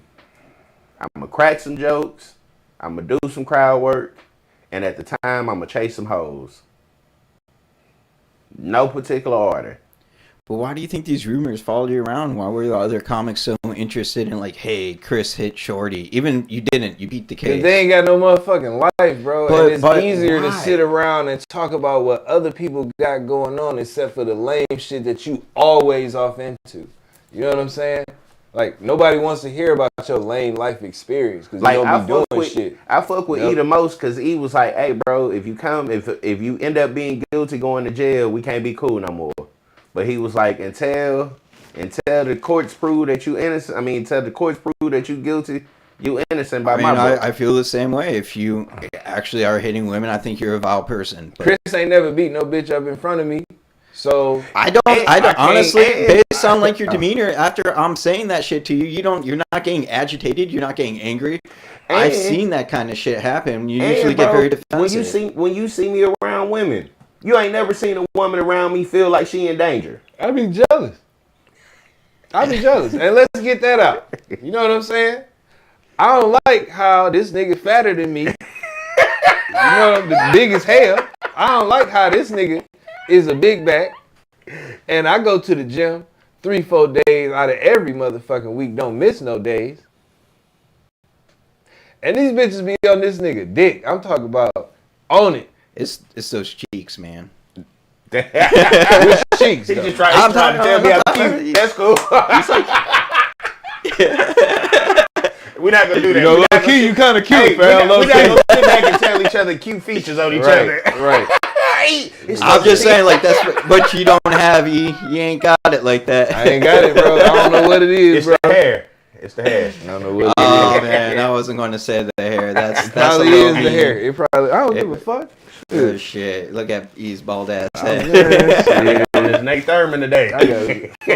I'm not gonna lie. Like, I'm not out here like putting that minoxidil shit on the back of my head like it's going to do some shit. Need that shit. Man, I'll pull without a motherfucking. I think self-care is important, man. But nah, I know it ain't gonna do shit. Pull them without it. But nah, that's the real though, bro. Like I at first I was real angry, and I can say it, bro. I was angry. I was angry at a bunch of comedians that I thought I had better rapport with. That as soon as fair though, man, I'd have my doubts too if I heard you can't were get trying mad to beat about. But you know what though? Like for real, you can't get mad at losers. You got to take stock of what people be having going on. You can't get mad about how somebody who's not doing better than you in regular everyday life has to say about you. Fuck comedy.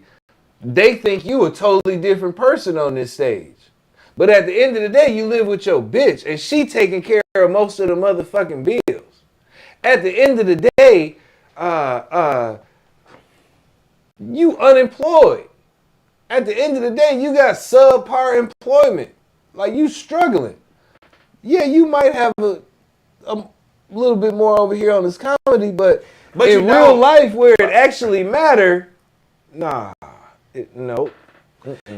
I'm being honest, and it might sound arrogant when I say, but it's a lot of comics don't want to close after me. Or I don't want to be the one that have to go up after me. I don't know what they want. It sounds like a challenge.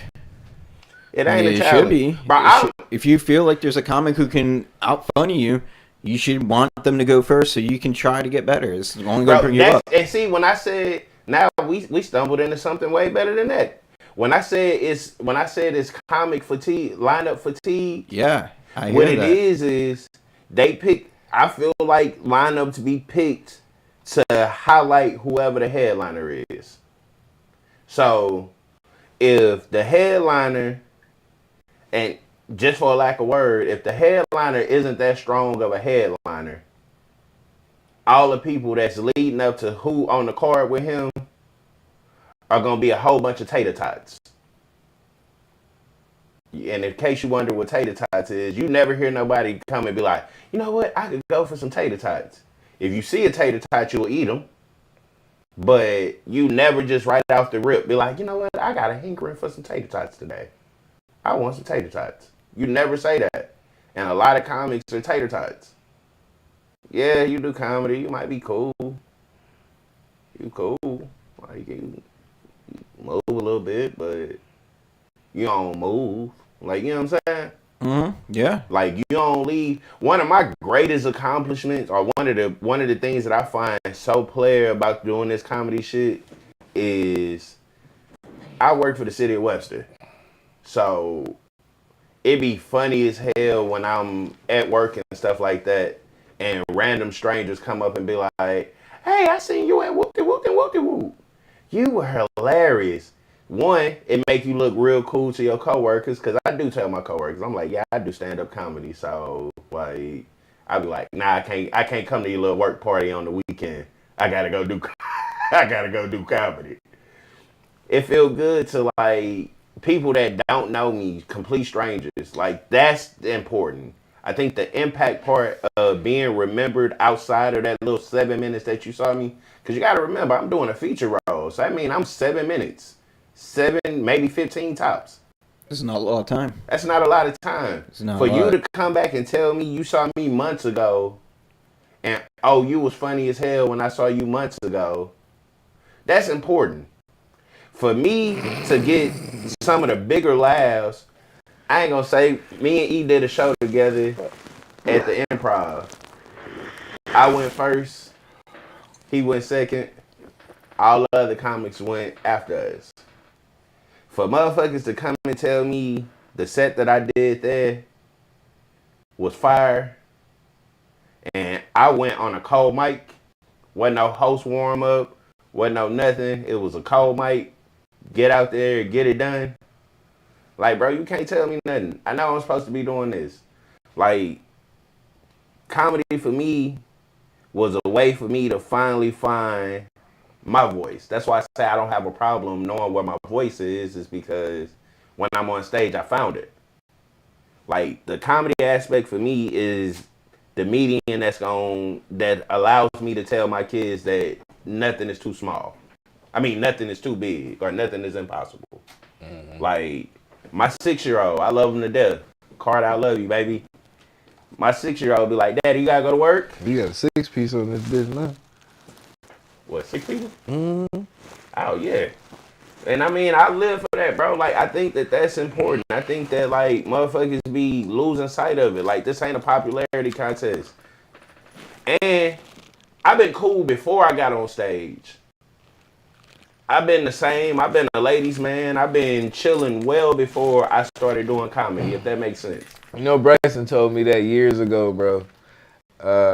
You got to actually be somebody before you get on stage, so none of this shit really fucks with you. Yeah, because I don't... If you was a nigga that got attention throughout your life, if you were popular in school, you know, popular in the neighborhood, a known person, then this little bit of bullshit ass, fake ass fanfare that these drunk ass people be coming to you telling you that you funny after a show, like this shit wouldn't make it go to the top of your head to where you feel like you the funniest motherfucker in the world, or you can start disrespecting people. You know what I'm saying? And I don't. I think that's the beauty of why I love already comedy so much. Nigga, when I was in the motherfucking 8th grade, bro. Now this might be some funny shit to y'all, right? When I was in the 8th grade, bro, I took a class at school. I took a dance class at school so I wouldn't have to take typing, because I hated the typing teacher. Yeah. Laugh it up. Yeah. Cool. Okay, but all bullshit aside, we were so fucking good. We got invited to the all-city concert. So all of the schools that had a program that was good performed there. I met Aaliyah that night in high school. Oh, that's so cool. Dead ass Aaliyah, Rock the Boat. I met her when she was in high school, when she had her first single out. You know what I'm saying? We got cool after that. I would go to her school after my school, ride home with her. Like shit like that. Why I got to be broadcasting that and telling everybody about that shit? I don't give a fuck about clout. I don't care about nobody knowing that shit. You know what I'm saying? I'm hurt the bitch dead. Like, I feel like I'm very different. Like every time I can, I'm bringing up how I met Oscar De La Hoya. Hell no. Out of all the fighters? Right. Out of all fighters.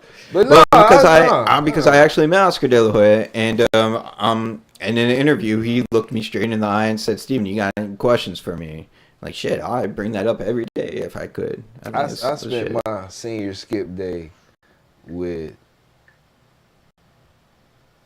Aaliyah and some of her homegirls. Like, that's cool, man. Just for a few minutes. Hey, shout out to this is just for a few minutes, though. Like, shout out to the 6 people that done pulled up. Hopefully, we'll get a lot more reviews, you know, than just the 6 people catching us live, you know.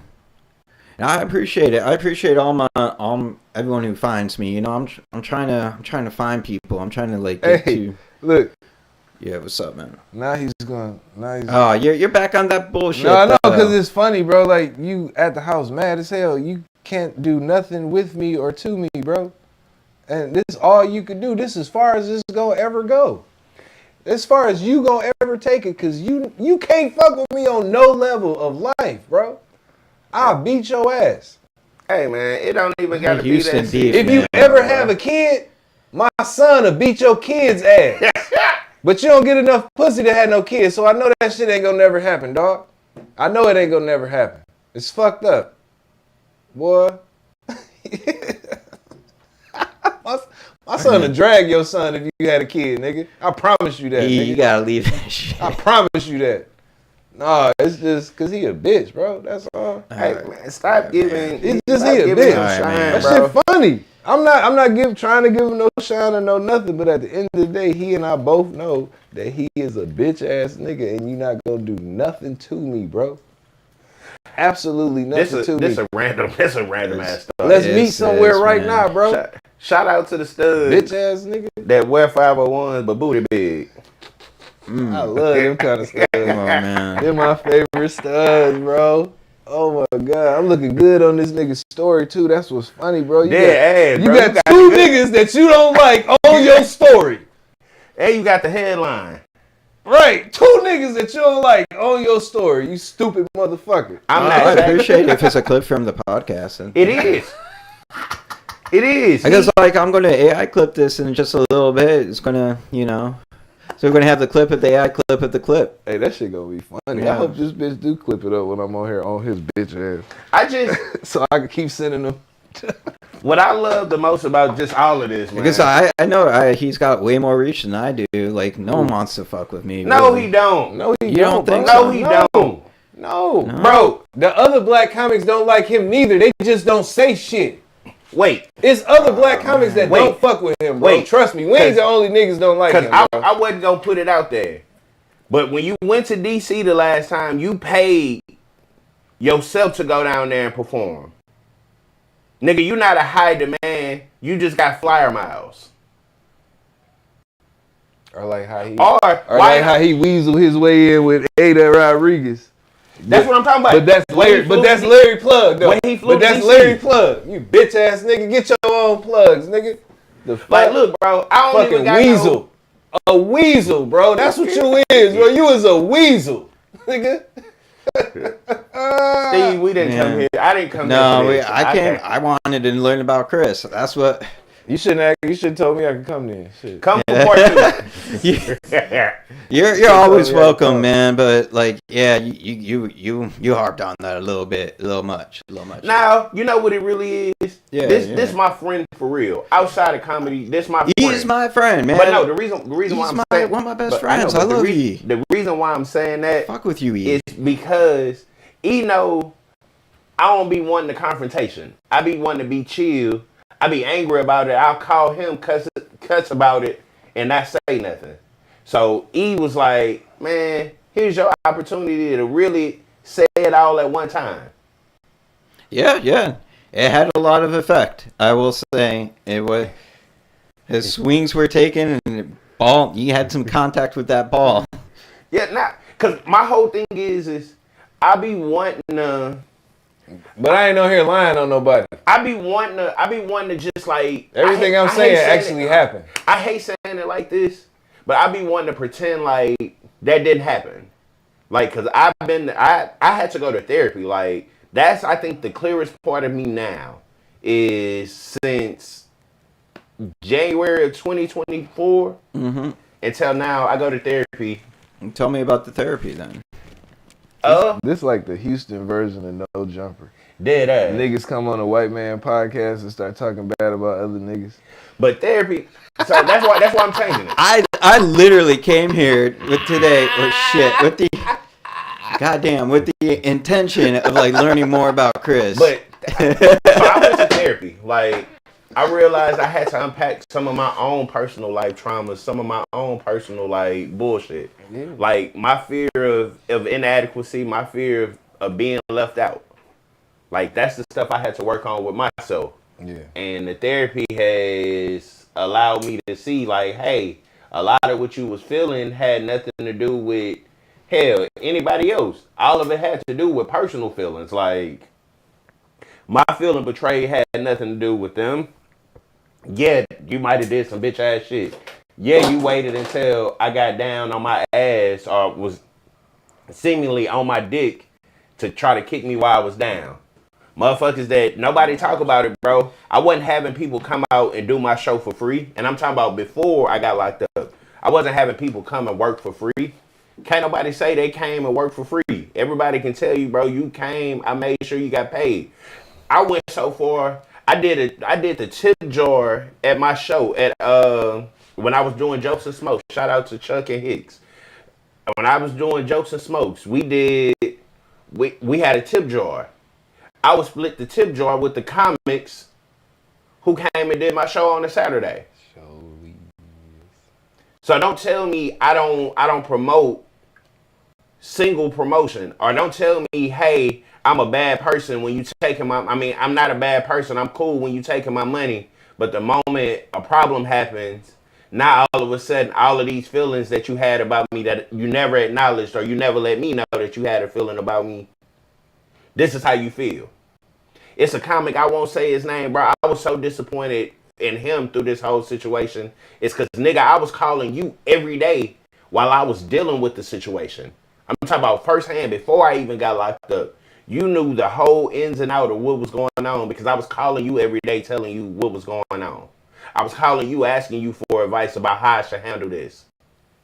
And then when the shit went sour or the shit went left and my name was being sullied and my name was being talked down on, you ain't not one time say, hey, bro, that ain't how it happened. Or, hey, question the source of the person who said that I was doing this. Ain't nobody think to do none of that. The only thing that popped up was, oh, he that type of nigga. I been knew he was that type of nigga. Oh, I knew he was acting like that, X, Y, and Z. Like, nah, bro, I don't respect it. I'm gonna be honest with you. For the comics that did switch up on me, thank y'all for switching up on me, bro. Cause switching up on me allowed me to realize that nigga, at the end of the day, I've really been doing this shit and I'm gonna keep doing this shit and I'm cold at this shit.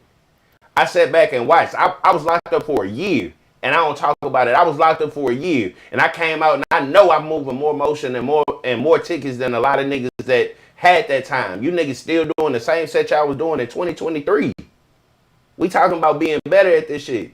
Nigga, that's the real problem in comedy is niggas get comfortable with that little paid set.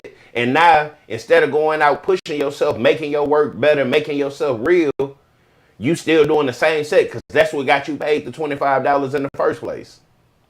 I'm through with playing checkers and I'm through with playing checkers when it comes to this comedy. So you're shit. more real about yourself in saying what's actually happening in your life than based on like playing the politics and not worrying about stepping on toes.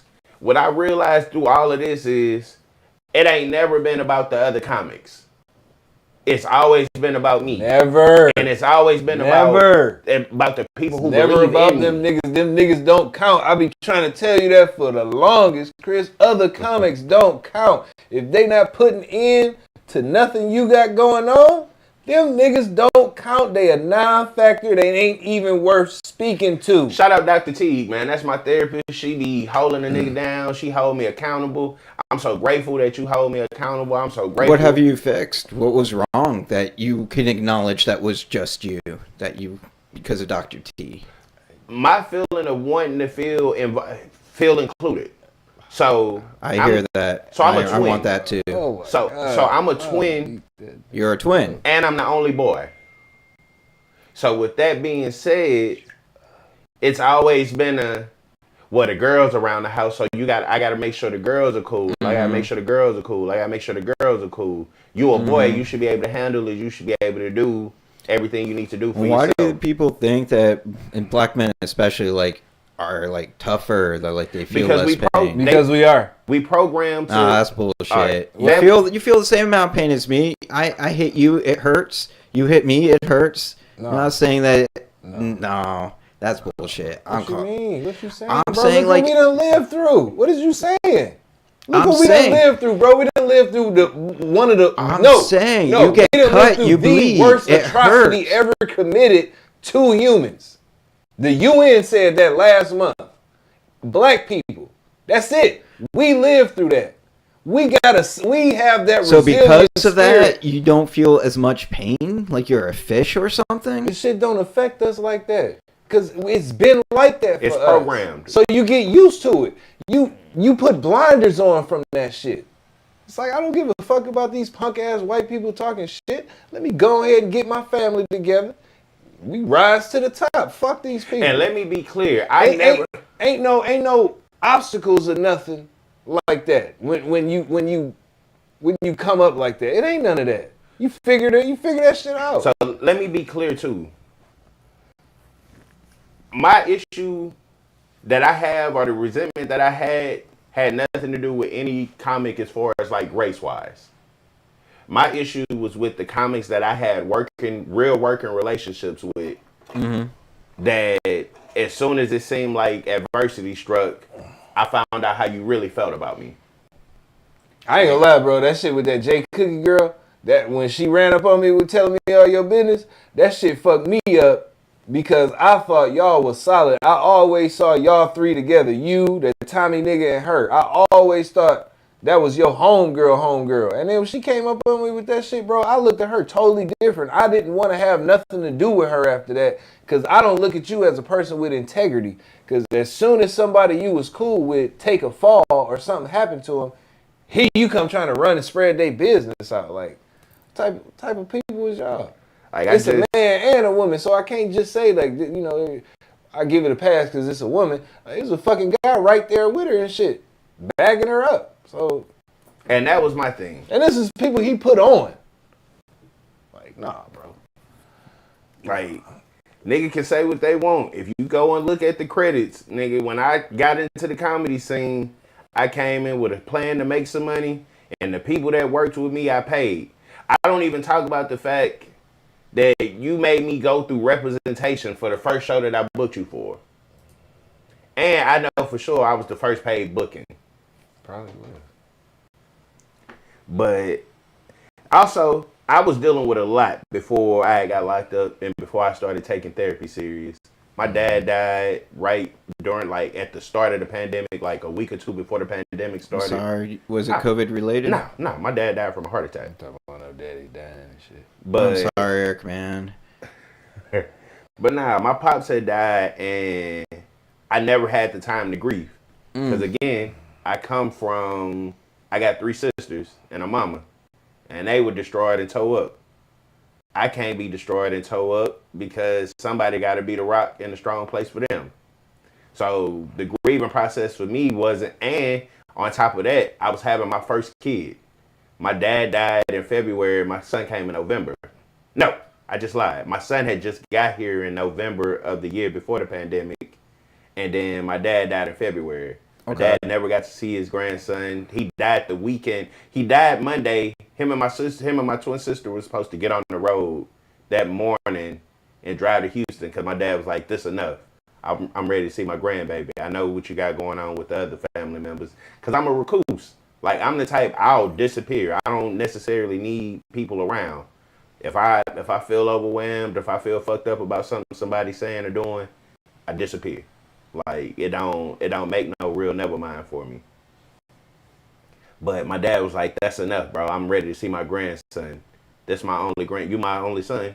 I'm ready to see my only what? He got nephews, but I'm ready to see my only son's son." And he died of a heart attack that morning, 5:48 in the morning. So I didn't know how to grieve with that. Like, I was like, damn, I was grieving for shit that I didn't even know I was supposed to be grieving over.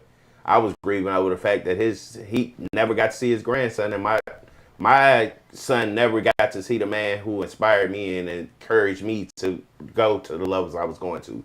I started comedy because of him and a woman named Crystal Coco, which is my child's mother. I started comedy because of them. When I'll never forget, I came to my dad, told my dad, I was like, "Hey, I'm probably finna stop taking everything else serious and I'm finna try this comedy thing." My old man said, "It's about time you found something that you really love, so let's go for it." That's awesome. Push what you...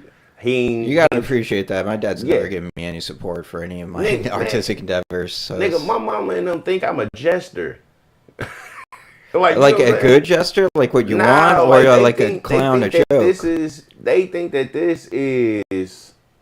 They think this a pipe dream. They think this is a hobby. Yeah, I get the same from my dad. Like, so my dad that's another reason I push so hard and why I be like, bro, I'm going to make something of this comedy is because, bro, this man hadn't seen me ever on stage. He just said, "Bro, if you believe this much to do it, then you need to be doing it." My dad ain't really care for me doing comedy because he didn't like the fact that people could get on stage and not be their authentic self. And he was like, "Man, I don't ever want you to fall into none of that fake shit, and they don't be paying y'all." That's the one. That's my that paper, bro. I'm about to say that's the he one. He gonna always say that, like, that's the one promise that my old man made me promise. My old man made me promise. He said, "Hey, I don't care how big you get. I don't care where you go. Stay Khris Ned. That's from 3rd Ward." Yep. He was like, "I don't care how the money come." He said, "You talented enough that I believe the money will come." Man. Y'all keep going, bro. I wanna. Steve, it's 7:55. It's Mother's Day. We gotta go. All right, so we're gonna call it Happy Mother's Day. Happy Mother's Day. I'm gonna say a few things like that's the name of my new podcast streaming on YouTube. Check it out. Subscribe. Rosenbaum Draws on Instagram. OwenStevensPhotography.com. Check me out there. On TikTok, it's RBomb, and just come on out, watch the show, subscribe, tell your friends, share. Go to the YouTube. That's the name of my new podcast. Watch the shorts. That's what I need the most right now. See me outside. Oh, boy. Oh, buddy. That's all I gotta say, bro. All right, See Chris. me outside, baby. All right, Chris. Serious, man. Plug yourself, man. Plug yourself. Plug yourself, man. Stuff, bro. What you got going on? All right, hey man, I'm Big Khris the comedian, man. Y'all done heard that a whole bunch of times in here, man. I got the Jokes and Smokes Apparel page. I got the Big Khris, the comedian page. Me and E Green got the Big Grumpy and the Big Grumpy Show, man. Sophie Chateau. Dates will be posted soon. I don't want to give too much stuff because we still got some stuff we trying to figure out with it. But dates will be soon. Support your local comics. Shout out to Steve, bro. That bitch off in that tray. Thanks, you know man. What I'm saying? Oh yeah, and you that, know Chris. it's in the heart of Third Ward. You know Shout what out to I'm my saying? boy Off in that Steve, good man. old tray. We gon' one of these days I'm gonna come and do a podcast and we ain't gonna talk about none of that. Yeah, we're gonna do it again. I need to actually find your character, man. Like, Yeah. man, I love you, but you railroaded the shit out of He me. came and got me turned up. I was like, you know what? And another motherfucker. And we weren't even drinking. I needed at least a highball of some sort. I needed some beer or something, man. That was too much. That was too much. Yeah. It will not. That's my dog. Hey, I ain't gonna lie to you, though, bro. I love this man, the way he ride for me, bro. Like, nigga, that's what you call real brotherhood and real commodity. We not partners for cash. We not partners for stage time. We not partners because he got 1 million followers and I got 500,000 followers. This is a real fucking friendship. This the only nigga, him and my nigga Trey are the only two niggas I know that'll call me and tell me, hey, bitch, you drinking too much of the Kool-Aid. You feeling yourself too much. I don't never worry about getting too big-headed because these niggas will remind me that I'm fat, that I need to redo my hair. Hey, he sent me a set last week, and he was like, "Tell me what you think about it. Tell me what you think about it." I didn't tell him what I thought about it. I was like, "When you gonna get your dreads retwisted?" That's it. That nigga just kept asking, "Hey, you gonna get your hair done?"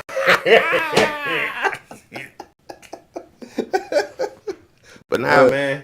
Y'all stay tuned, man. We got a bunch of stuff coming. Shout out again to my boy Steve, man. You need your pictures. Y'all see, Thanks, man. This nigga made me look Hell good. yeah. Let's throw it back on the stage. Let's throw it back. Straight up. Watch this. Pull it up. Damn. There it is. Bam. He looked like the one dude that used to be with Lil Wayne and them. And Anthony Young Money. I look like Anthony Anderson on goddamn Scary Movie. Shucky. He look good. Hey, that nigga Halloween fell on the weekend. You. Yeah, hey, real talk, man. Comics, y'all really need to fuck with Steven, bro. Like, he is an excellent fucking photographer. He ain't doing it for free. He ain't doing it for free, but y'all really need to tap in with this man. He got studio. I mean, I really appreciate y'all. He got really good quality pictures, man. And he know how to get you in a good light. Just leave it on the So, table. all right. All right. Peace, guys. That's the name of my new podcast. Peace. Boy.